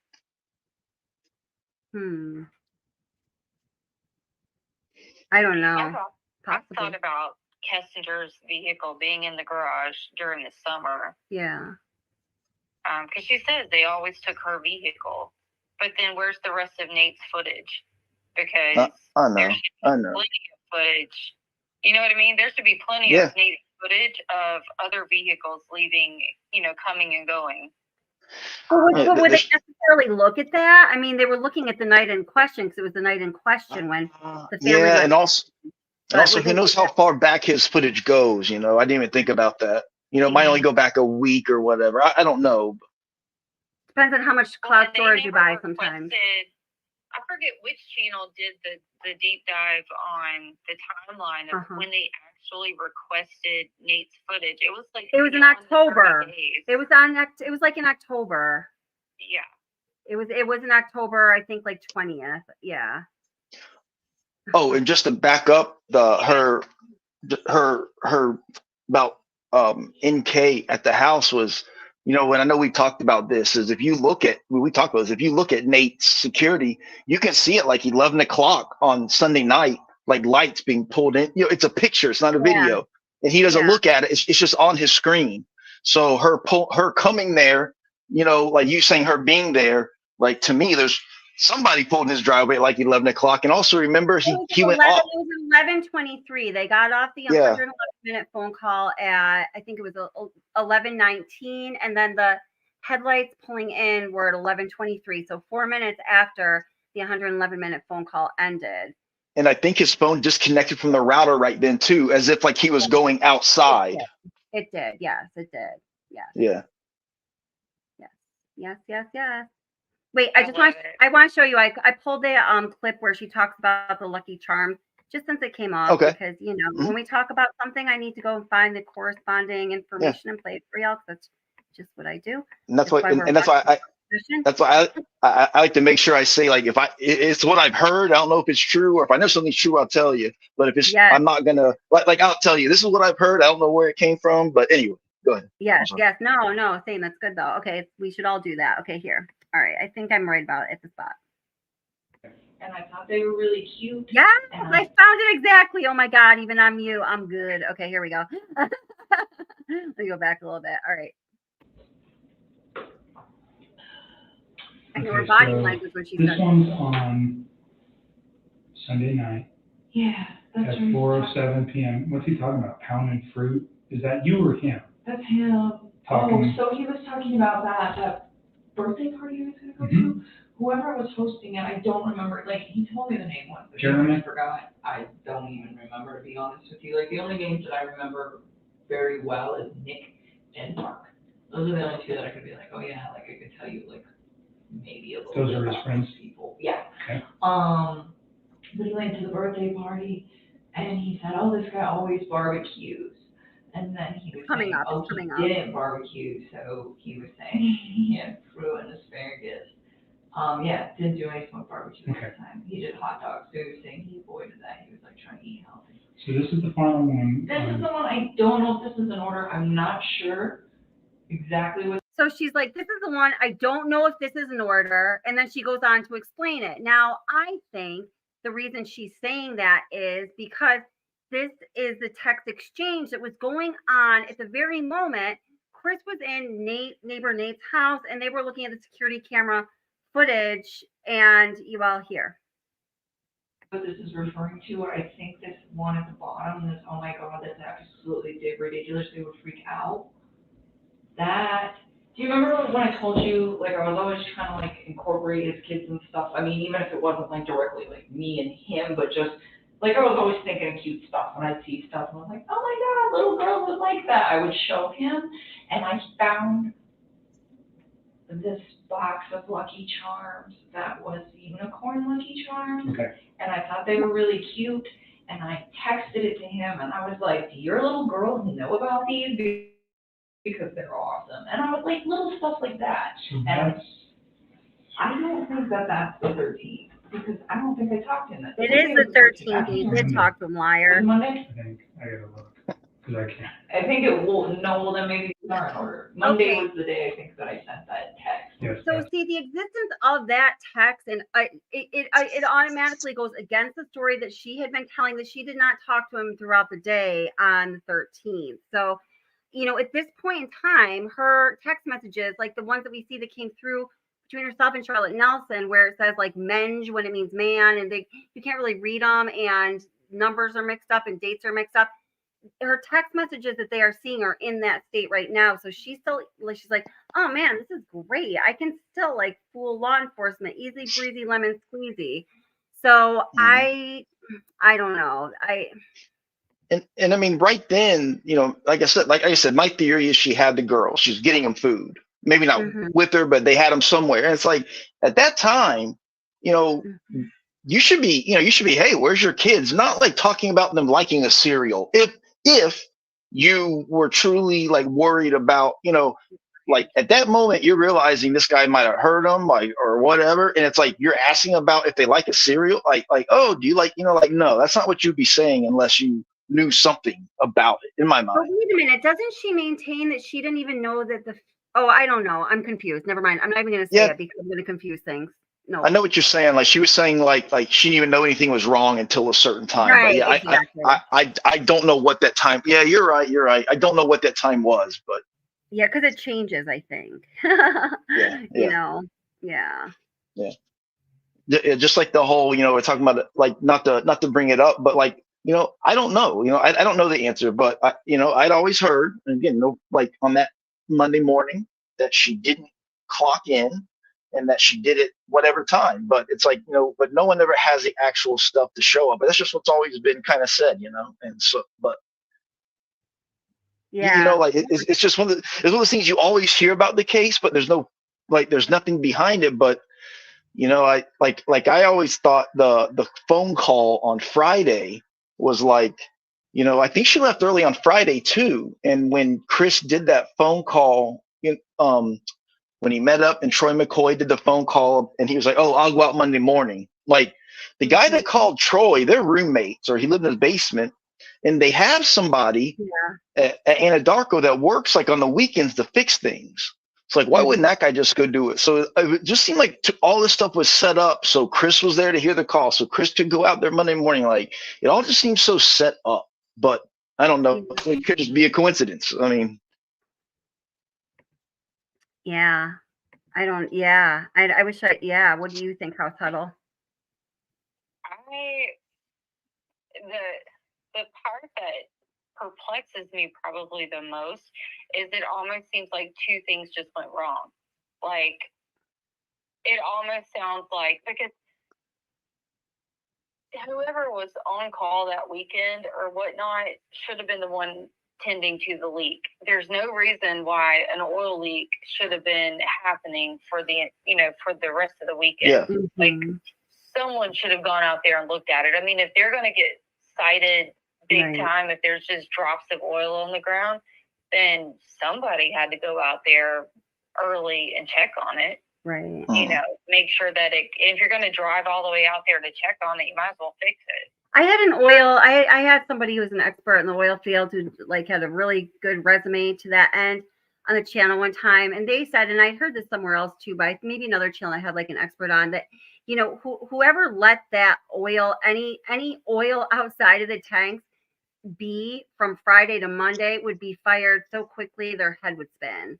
It's like that's like a huge. I mean, that's like no. That's why Anadarko let Kessinger go. Yeah, because she was the safety inspector. I know. And again, what are the chances of Chris being there and overhearing this call on speakerphone? He was just meeting to give him the fire stick. In that 2-second time, this important call was made that set Chris up to have like an alibi or to go there Monday morning. Like it, and I've always wondered too, is the plane being late? Did they have a plan and it being late messed it up? That's one of those things we'll never know. But just, or if it wasn't late, but like she was saying, then maybe NK doesn't come over because she, she doesn't think he's lying and nothing happened. I mean, there's just so many things in the case that like one little thing could have, I mean, obviously it's a big, I'm saying like if one thing didn't, like she was saying, it went too far at one point when they got in a fight or whatever. And it's like, none of that would have happened if so many little things didn't go right, I don't know. Yeah, no. Because it very well, I know some people, and just, I mean, ATS News goes over a lot of the explosion theory, and while I don't necessarily share a lot of those opinions, it very easily could have been that was the original plot plan theory. They knew about the buyout. They knew about all of that was coming up. The previous explosion had only happened, a year prior. So it had nothing to do with Shanian or the girls, and it was solely an oil team deciding to do this.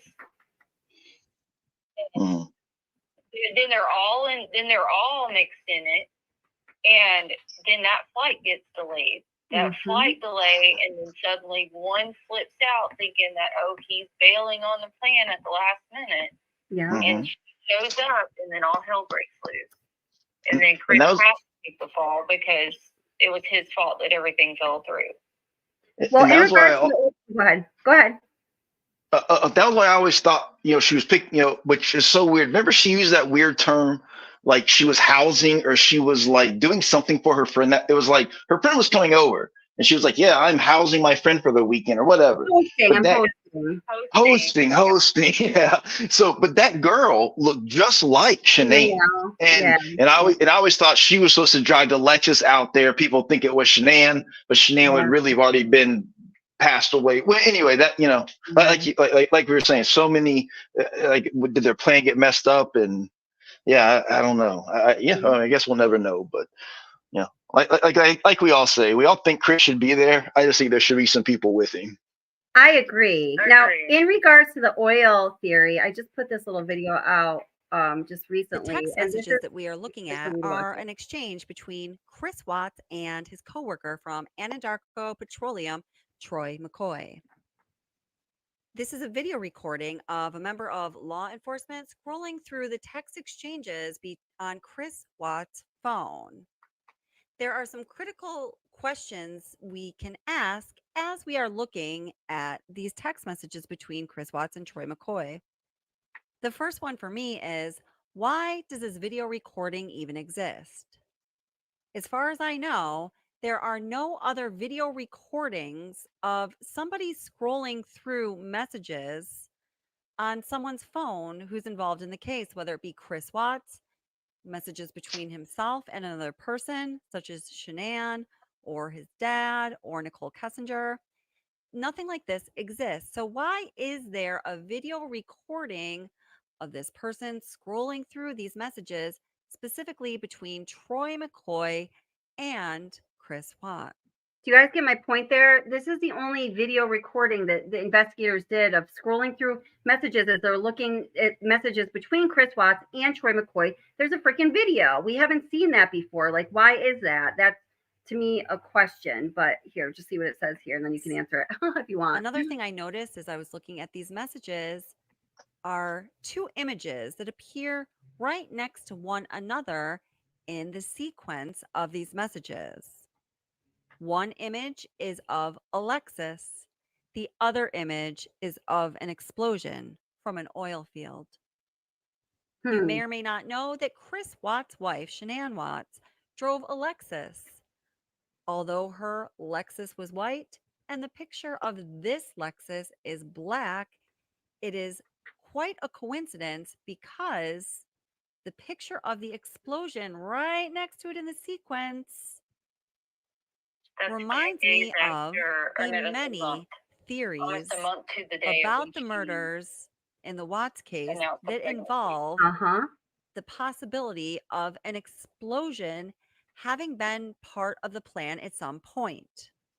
The explosion, most believe, who have this theory, would have taken place at Survey 319, where the bodies of Shanann, Bella, Celeste, and unborn baby Nico were recovered.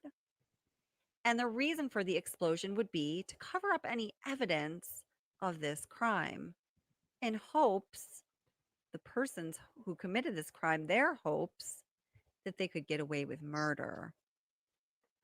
You'll also notice there is an exchange about the infamous in the Watts case, fire stick that Chris Watts was handing off to Troy McCoy on the Friday before the murders. Now, apparently, Chris Watts was giving Troy McCoy the fire stick so he could jailbreak it, so Chris could save money on his cable or his premium sports network bill and still be able to watch the football games that he apparently really enjoyed. An interesting fact to know is that Troy McCoy, Chris Watts, and Nichol Kessinger all took off of work on the Friday before the murders. We don't know why Troy McCoy took off. Chris Watts told work he was taking off so he could take Shanann to the airport for her business trip to Arizona for the company that she worked for, Selling Thrive. Well, as is often true with Chris Watts, we know that is a lie because Nicole Atkinson actually took Shanann to the airport early that Friday morning. We're not sure why Nicole Kessinger took that Friday off, but we could speculate that it's because her friend Danielle was coming in town for the weekend, which is a fact. Maybe she took the day off to prepare for Danielle, to meet Danielle, or to do something with her friend Danielle, who was visiting her from another state the weekend before the murders that occurred on Monday.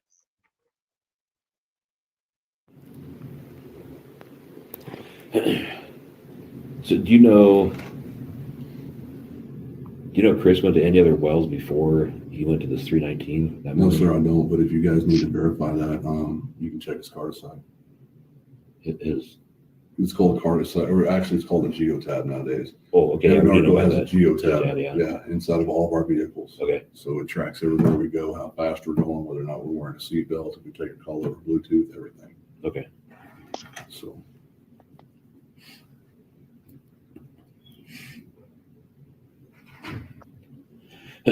So is Ruggin about an hour from Frederick also, do you think? Well, it's you go right down 52, and as soon as you get to Hudson, so from Frederick to Hudson, I don't know how long that would take, sir. So you got to go through Fort Lupton. So I imagine that'd probably be about an hour, maybe, to get to Hudson, and then I don't know, from Hudson to Roggin on the interstate going 75 miles an hour. You can usually make it to that Roggin exit probably 25 minutes, 30 minutes. Okay. I'm guessing. And then it's a little bit of a trek back into Survey, because where is Survey from? So is it north or south of the interstate? It would be, all right, from the interstate, because you go underneath the overpass. So I guess it would be on the north-hand side. Yes. Yeah, because there's a little two-track there, or not two-track, there's a little cattle guard, and you pass it, and then you go underneath this really narrow deal underneath the interstate. Thank you. Yeah. Okay, so that was a little video I had about that. There you go. Mhm. Oops. Yeah. Okay. You there? Yeah. Yeah. Okay. Yeah. So, anyhow. Go ahead. Yeah, I was just gonna say, I mean, that's the complexities of this case are what make it part of like why people can't just walk away from it, but also I think sometimes, and especially like with this case here, like I'm watching this case, and now I think by the end of it they're gonna try to convict about 6 different people in this murder for hire case locally. Wow. So for people to say that this stuff doesn't happen, that this many people wouldn't be involved or whatever, I think it's just not, that's not an accurate statement. Yeah. So it does make some of these questions and thoughts and theories have a little bit more weight, because there is still evidence that backs it. We have incomplete discovery. And we literally have what the DA wanted us to have. Yeah. So there's no complete exoneration of Kessinger. It puts Troy front and center on several occasions. It brings into question the integrity of that team, because everybody changed their story. They all called back like the following day, and suddenly all their stories match up about Chris's clothes looking different. Yeah. If you are telling the truth, I mean, everybody's going to have a little bit of a different story. Right. And they all lined up with Troy McCoy's story, right? Right. The very next day. Yeah. And so, I mean, it very well could have just been, they had a plot to make some money quick together. And I'd almost argue whether Shanann would have actually been on board with it or not, given the past with, what happened over in North Carolina. And that's not skill of her either. It's just to say, like, they knew how bad of a situation they were in financially, and they needed to do something, desperate to get out of it. And then their marriage is falling apart. Kessinger's right in the middle of their marriage falling apart. And it's all a part of one huge plan. That would be a freaking catastrophe. Yeah, seriously. You know, and I mean, Troy's got a family. You got to think about all the other families that would be involved. That's like, right. it's a lot, but you know. And also about like NK, just like maybe, you know, like having, you know, like some type, like, you know, we all saw her dad of a 30-year-old woman run the interview. I mean, I can't believe the cops allowed. And then you got Nichol Atkinson told when her 16-year-old's being interviewed, she can't say a word. Right. Well, that's because Baumhover interviewed him and he does things right. But I know, but also, yeah, there's a difference between the people. Yeah, I get that. Yeah. I know, it's crazy.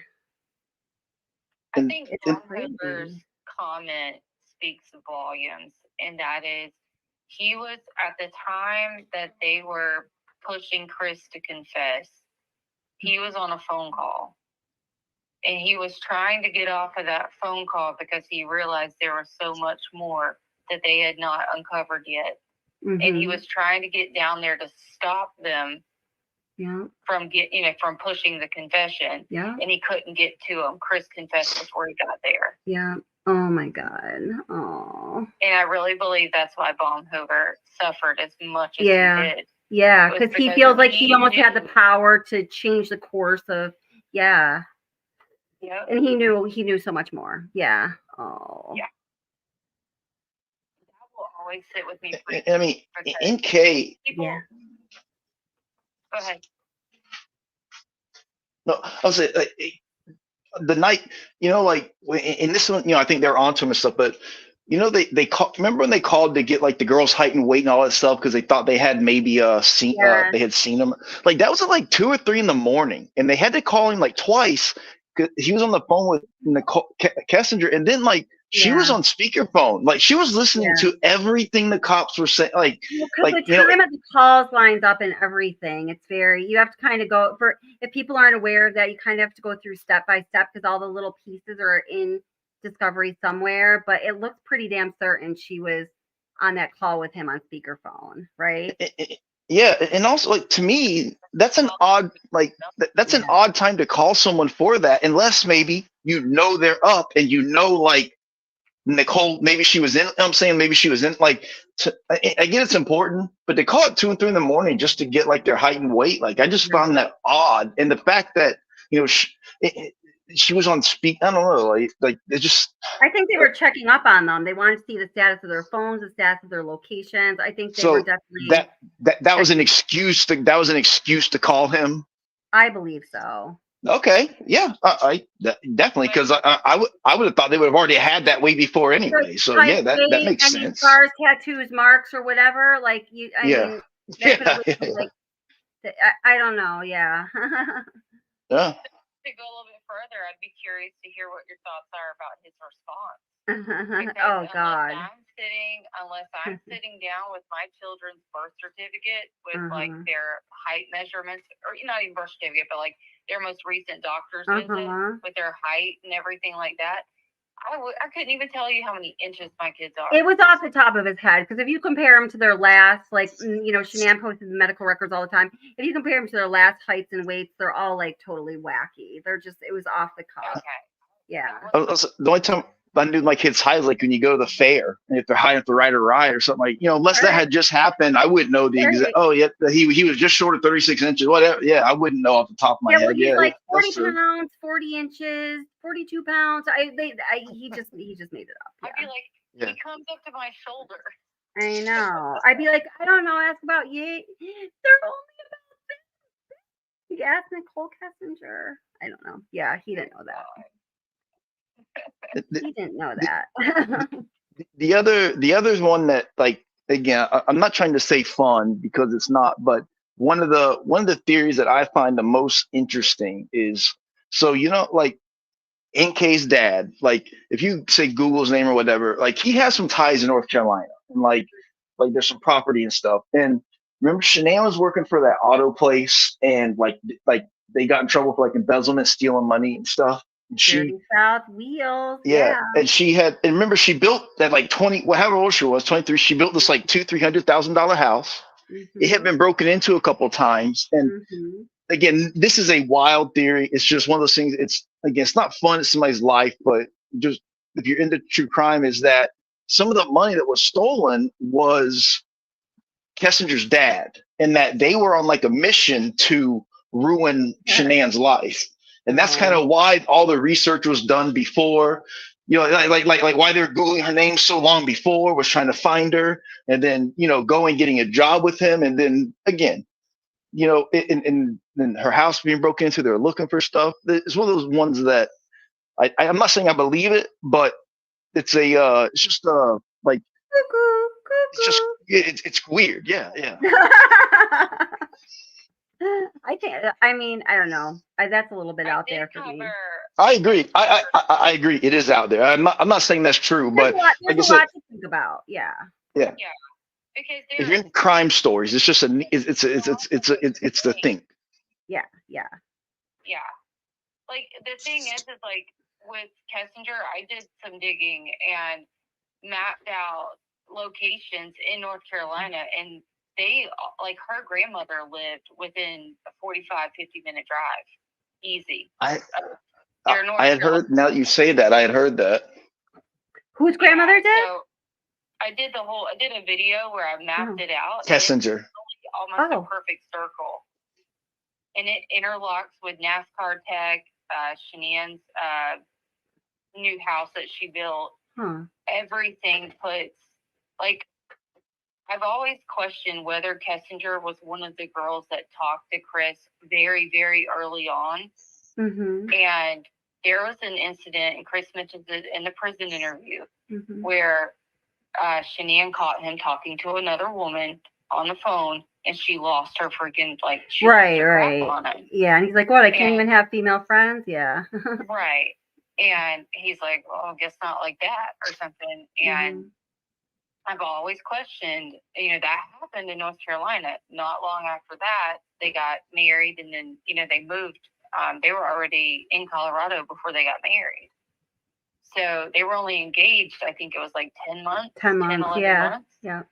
So from the time they got engaged, 10 months, they were already in Colorado. That fight had to have happened right around the time they decided to leave. Yeah. And I've always questioned, like, could there have been a run-in or, you know, bump in? Because they got married in, what, 12? I think they got married in 2012. I have no clue. I think they got married, and I thought it was, yeah, it's not, I'm not sure. I want to say it's 10. like 12. But yeah, because then they had Bella. Bella's 2013 December. Yeah, 2012. You're right. Yeah. So by the time this woman finds them again in 2017, conveniently, they're now in close proximity again. And she wasn't going to let Chris out of her. You know, she could pick up on it. She studied him. She wanted him. Like, she lost him. She wasn't, you know, he didn't choose her the first time. And I do believe, and Cindy even says it in the interview, she knew that he was having an emotional affair. I think Cindy knew about her. And I think that's what Nutgate was all about. Was, I mean, you find out your husband's parents know that he's got a girlfriend. Again, you're gonna crap. Like, I don't care who you are, that would not be okay. And it just, I mean, this crap was brewing, and I think the biggest lie that's been told is we didn't see this coming. Maybe you didn't see the murders coming, but you saw this blowing up. Like, yes. Well, that's like my big takeaway message to all the universe with this case is that being somebody I've always been, well, in my recent jobs, I'm a member of a crisis management team, and what I do, like, with, you know, behavioral component, and there are so many signs that are predictors of individuals or families or groups of people being in crisis, and if you can identify them in yourself and other people, you can stop things from going really badly. You can improve the quality of someone's life tremendously, and you can prevent tragedy from happening, you know, and I think it's such an important thing for all of us to keep in mind. See something? That's what, like this case, like I wasn't big into this kind of stuff, but you know, I heard it like I live in South Florida, and like what got me into this case was everyone talking about, you know, how quiet and nice Chris was and this and that. And knock on wood, that I know of anyway, I don't have any like anxiety or mental like I don't have any like things like that. And I thought, is it and when you first heard the story, Chris was this great guy. I was like, could I, at my kids were younger at the time. Now they're 18 and 15. At the time they were, you know, I had 2 younger boys, and I'm just like, could I like zone out for 30 minutes and wake up and have killed my family? That's almost like, you know, and like, I truly like scared me. And I'm like, man, like it doesn't seem, but you know, there's no one had anything bad to say. It seemed like they had like the perfect life. Now that you look into it, it's a little different. But you know, when that first came out in the news, I'm like, man, this guy did that. Like, could I ever like do that? You know, and that's really like what got me into the case. And then I heard about the girlfriend and I got so into it, but just almost like being scared of like, could I, like, is it possible I could pick one time and do that? And it truly scared me. And then now I see the case, there's more to it, but that was like what got me into it in the first place. Now that there's more to it, and as you said, it's a little different now. The one thing that has not changed, interestingly enough, is not a single damn person has anything negative to say about Chris Watts. No, even the in-laws in the interviews are like, "Oh, we still love him," and I'm like, "Okay," you know. Like, yeah, like that's true. That's truly what got me into the case. And what we're saying earlier, you know, what's so weird too is how many people. Like I think there's 5 people in the case that have Lee as in their name, and like Nicole, Nichol. Like I think there's 5 people that have Lee. Tammy Lee, Bruce Lee, Nicole Lee. It's odd. Yeah. Yeah, that, and you know, to just kind of add to the concept of, you know, no one will say anything bad about him. That to me is the biggest red flag in this case. Oh yeah. Yeah, very true.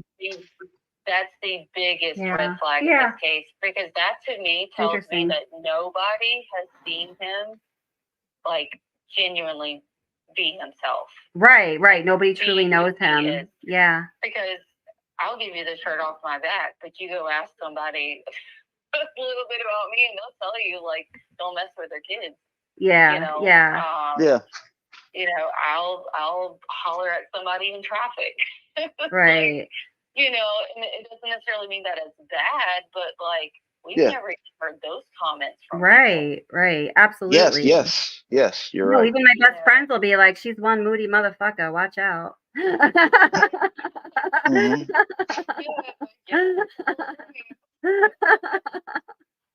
But you know, and you know, you've got to be your own person. And he's not. That's the exact point. He is not his own person. He is not. No, he's not. And so for everybody to say, "Oh, he's this great guy," but do you even know him? Yeah. Do you know the dark thoughts that he has? Do you know, because I wouldn't have believed it until I lived it. And that's what scared me to death was living it. Yeah. And that was to this day. I'm sorry you had to live that. That's terrible, by the way. Yeah. It was horrible, but like I learned. Yeah. And thank God we lived through it. But like it was to this day.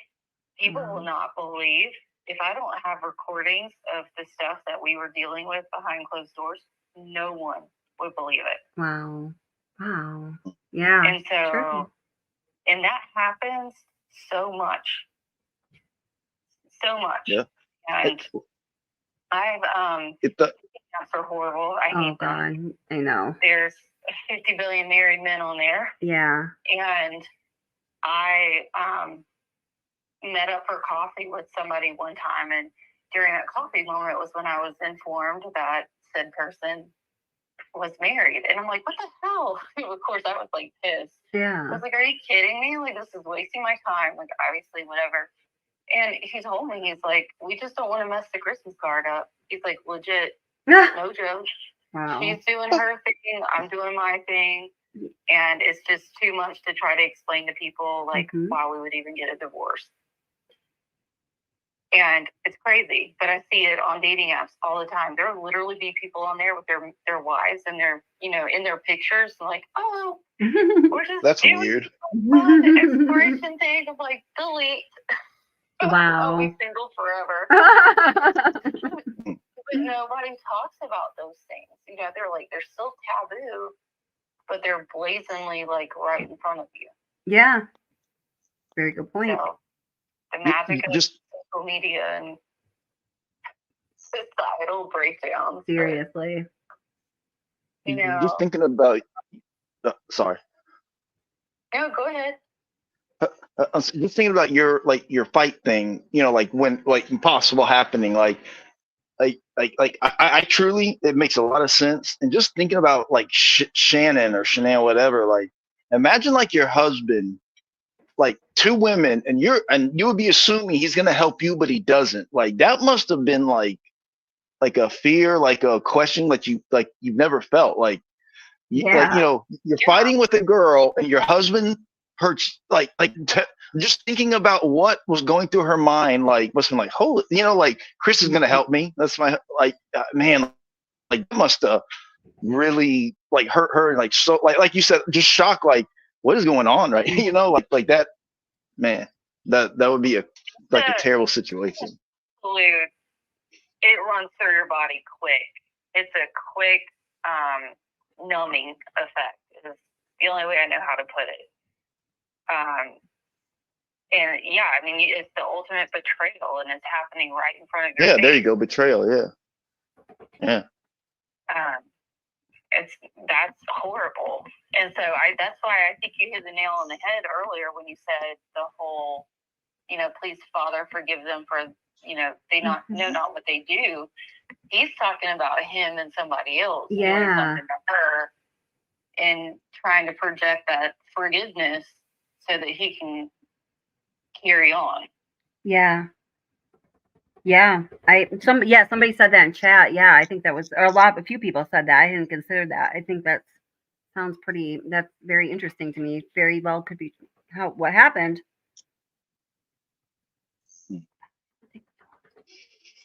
I think it's just crazy how in case you can go from one, you can look at it from one angle and it makes sense, and then it can.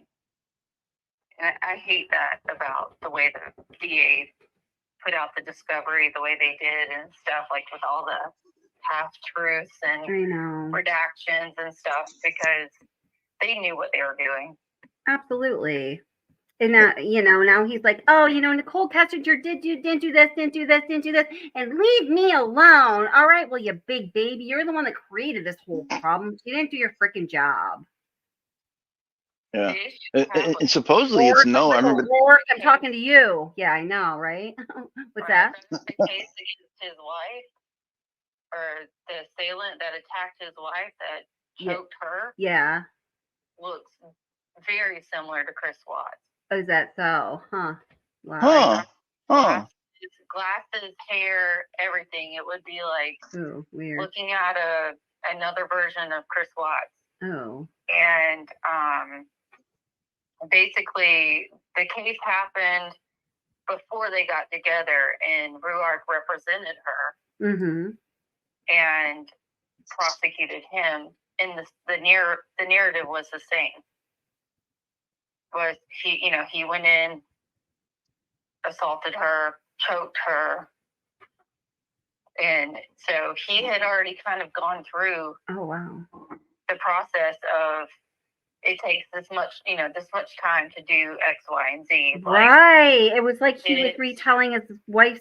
Oh wow. Yeah, it's very, very close. Oh. And I mentioned it because she was posting openly about it on TikTok for a while. Wow.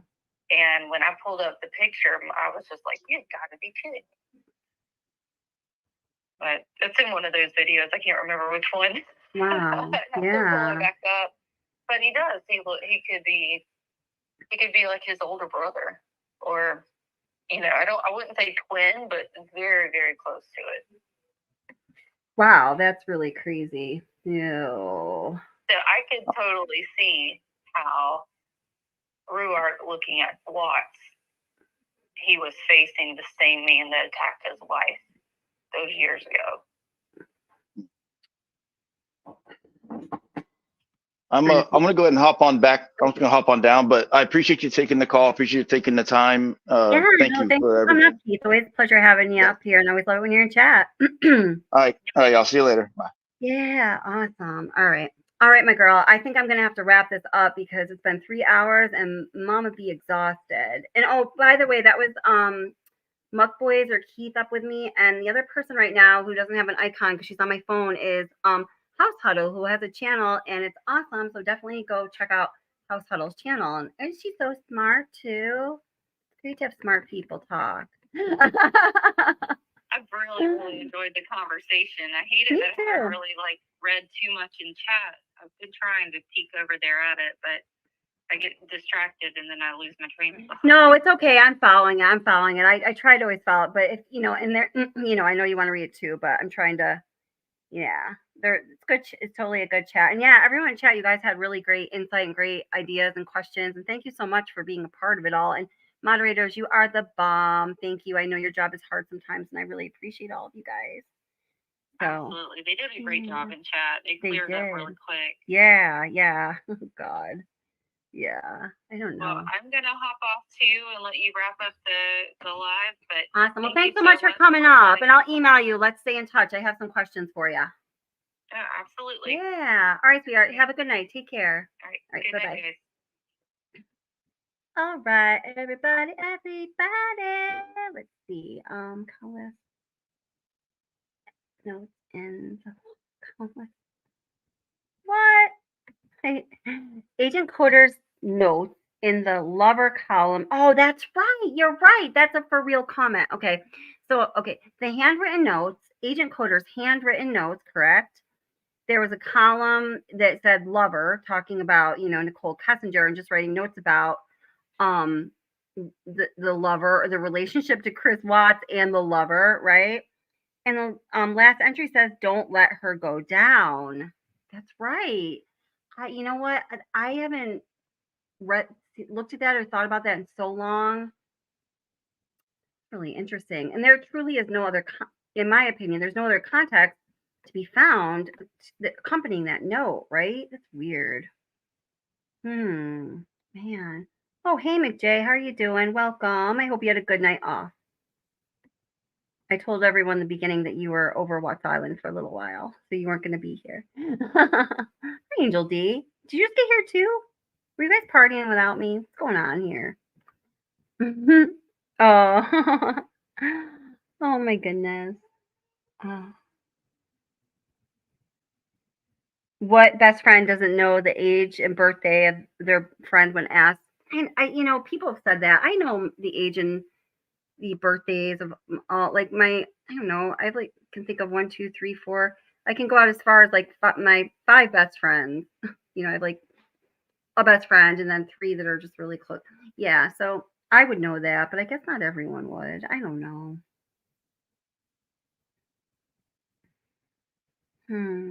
Oh, thanks, Aunt Diane. Thank you. I'm going to email you back too, by the way. I was reading your email again just before I got on, and a few other people too. I'm sorry. I don't even remember. Well, I don't know if you're here tonight, I guess.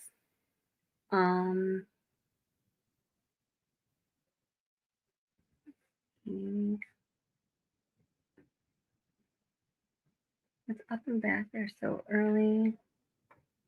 So, let's see. Sandy Kennedy says to Green Eye Bandit, I've been seeing guys chat back and forth.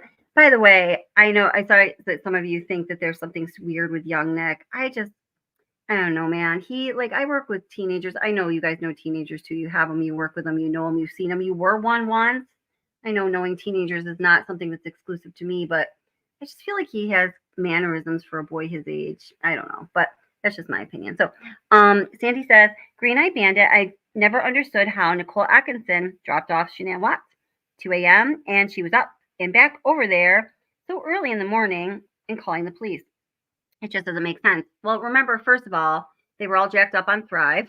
Like House Huddle was just saying, she didn't get a lot of sleep when she was taking Thrive, and it totally revved up my metabolism. And yeah, But I don't know if that's the only reason why. Nicole Atkinson wasn't she looking at a new house that day or something? Shanann it was supposed to be Bella's first day of kindergarten. They did this little weekend getaway thing for Thrive, but it was a big Monday for all of them. Now, also remember this, guys. Nicole Atkinson, this is just my opinion. Nicole Atkinson was with Shanann all weekend, and Shanann was a freaking mess. I mean, Nicole Atkinson herself said we can't get her to eat, we can't get her to drink, worried sick about her, and I'm sure she knew that Shanann thought that, she saw the credit card charge and she thought something was going on. And I'm sure that Shanann was an absolute freaking nervous wreck. The poor woman was 15 weeks pregnant, has 2 young children. She was just away from her husband in her home for 6 weeks, probably not expecting all that would happen. Remember, she said Chris has no game. She was not expecting him to stray. And then she finds out that everything has fallen down. Everything that she knew to know and trust and depend on. And by the way, guys, she's already feeling, I think, rather vulnerable because, well, she is pregnant and she has 2 young children. But she also knows that her job is kind of a scam, or she's scamming everybody, or people think she's making all this money at her job, but she's really not. They're facing their second bankruptcy. I personally think that's what Nutgate was all about. And I'm not saying that, I think everybody is perfectly capable of doing this. I'm not saying it is some kind of a personality flaw of Shanann Watts, but I believe that she got them into bankruptcy once again. And pretty soon that truth was going to be exposed to Chris, to the world, to everybody, to the courts, a matter of public record, etc., etc., etc. Humiliating. She was probably feeling a little bit ashamed of herself.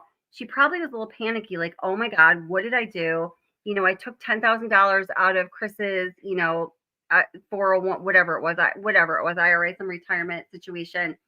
And she didn't pay the mortgage. I promise you that money went into Thrive so she could buy more Thrive, so she could keep her status. So da-da-da-da.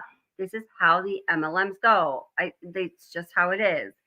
And so instead of, oh my God, everyone's going to start focusing at the big mess I made, it's like, everybody look at that mess over there. That woman, that grandmother that tried to kill my baby. Seriously, don't worry about my bankruptcy. Worry about the grandma who tried to kill Celeste, right?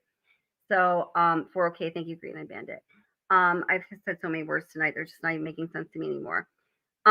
So going back to the whole, why did NA drop her off at 2 and she was already back so quickly?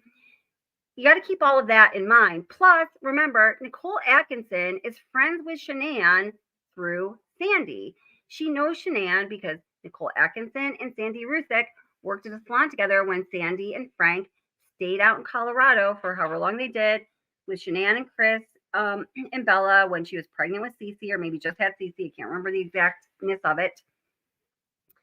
And Shanann met Nicole Atkinson through Sandy. So Sandy and Nicole Atkinson are friends. They're close. No doubt, Sandy was worried about Shanann after seeing her in North Carolina. And, whether she will admit it to the public or not, I know in her mother's heart, she knew there was worry in sending her back home to Colorado. And you better believe that she talked to Nicole Atkinson about it. I think really that the way they interact with each other kind of proves that. So, they have all this context and background. So when you take all that into account, I think it makes perfectly fine sense how things went down.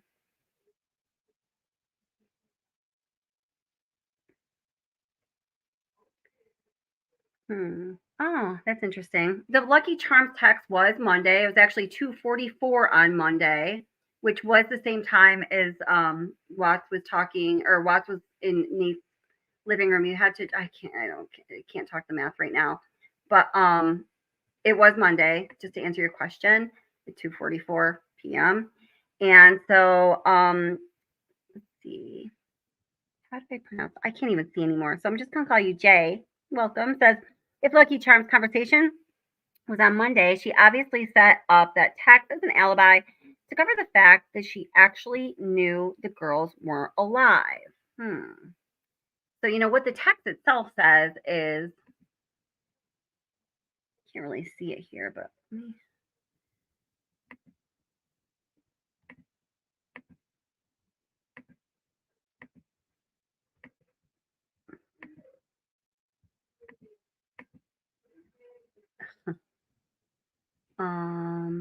okay, so it is, I'm not sure if I can make this bigger if it'll do me. Not really. All right, so I'm kind of circling it with my cursor. I don't think you see it, but it says, oh my gosh, that's absolutely ridiculous. They would freak out. All right. And that's Chris Watts saying that. We don't see the message that is from Nichol Kessinger. Nichol Kessinger says that Chris Watts replied going, oh my God, that's absolutely ridiculous. They would freak out, to her text message to him about the unicorn Lucky Charms, right? Did we play that clip? I can't remember if I played that yet. Did we play that? So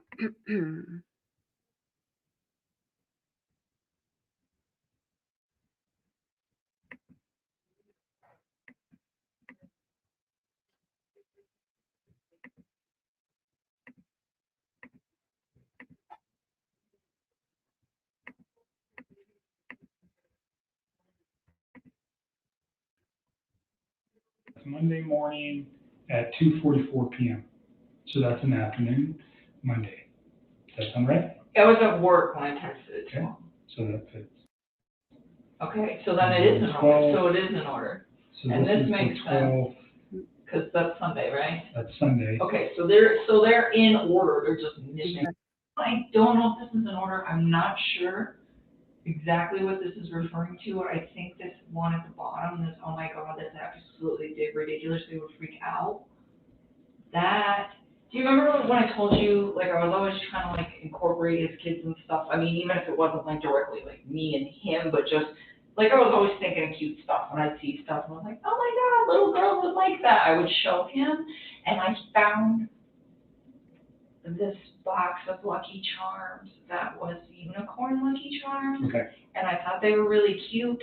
And I texted it to him and I was like, do your little girls know about these? Because they're awesome. And I was like, little stuff like that. So and that's, I don't think that that's the 13th. okay, so that was that. I talked to him that day. What day was the 13th? I can't remember. It was the 13th. Was it Monday? I gotta look, because I can't. I think it will, no, well then maybe these are in order. Monday was the day I think that I sent that text. Yes, that's Monday morning at 2:44 p.m. Huh? So that's an afternoon, 40. Monday. Does that sound right? I was at work when I texted it to Okay. him. So that fits. Okay, so then it is in order, so it is in order. So And this is the makes sense, 12th. because that's Sunday, right? That's Sunday. Okay, so they're in order, they're just missing a whole So bunch. he's basically saying he's still at that Barbecue, and that fits. Okay, perfect. okay. So then this one is in the right place. I was thinking 8/13 was Tuesday, and I'm like, I don't think him and I had very pleasant conversation on Tuesday. You want to screenshot all those to me? Yeah. So let's start with And then how do you I turned this off, but Oh, this is almost weird, you like ninja chop it. Want to screenshot that to me? I hope they're not just relying on her screenshots. That would mean they are relying on her word. That would mean that they are freaking wow. Yeah. Found Lucky Charms at work. I know. It doesn't make sense. It does not make sense. She's lying. Yeah. Oh, gosh.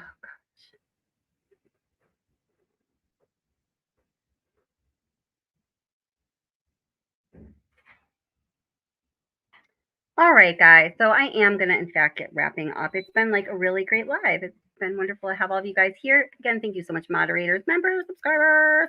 And yeah, thank you so much, House Huddle, for coming up and contributing so much. It was wonderful having you up. I'd love to talk to you anytime. And also, Muck Boys, Keith, same to you. Let's see, Emily, Muck Boys,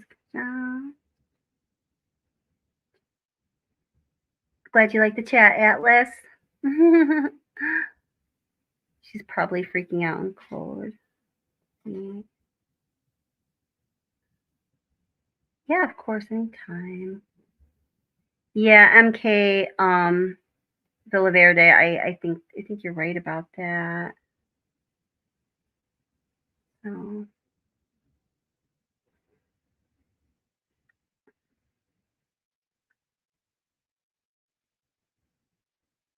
Awesome, Doxy. I'm glad that you enjoyed it as well. So thank you guys also very much. And let's see, I'll be doing another live stream. So I don't know. Thursday, I'll definitely be doing a members only live stream. I didn't have one this past Thursday because there was something in my son's school I'd forgotten about. And then today's Friday. And I have some more stuff in the works coming out soon, but I am really just very tired. My head is spinning a little bit. Mame says, "Hi, house, love your channel." Yay.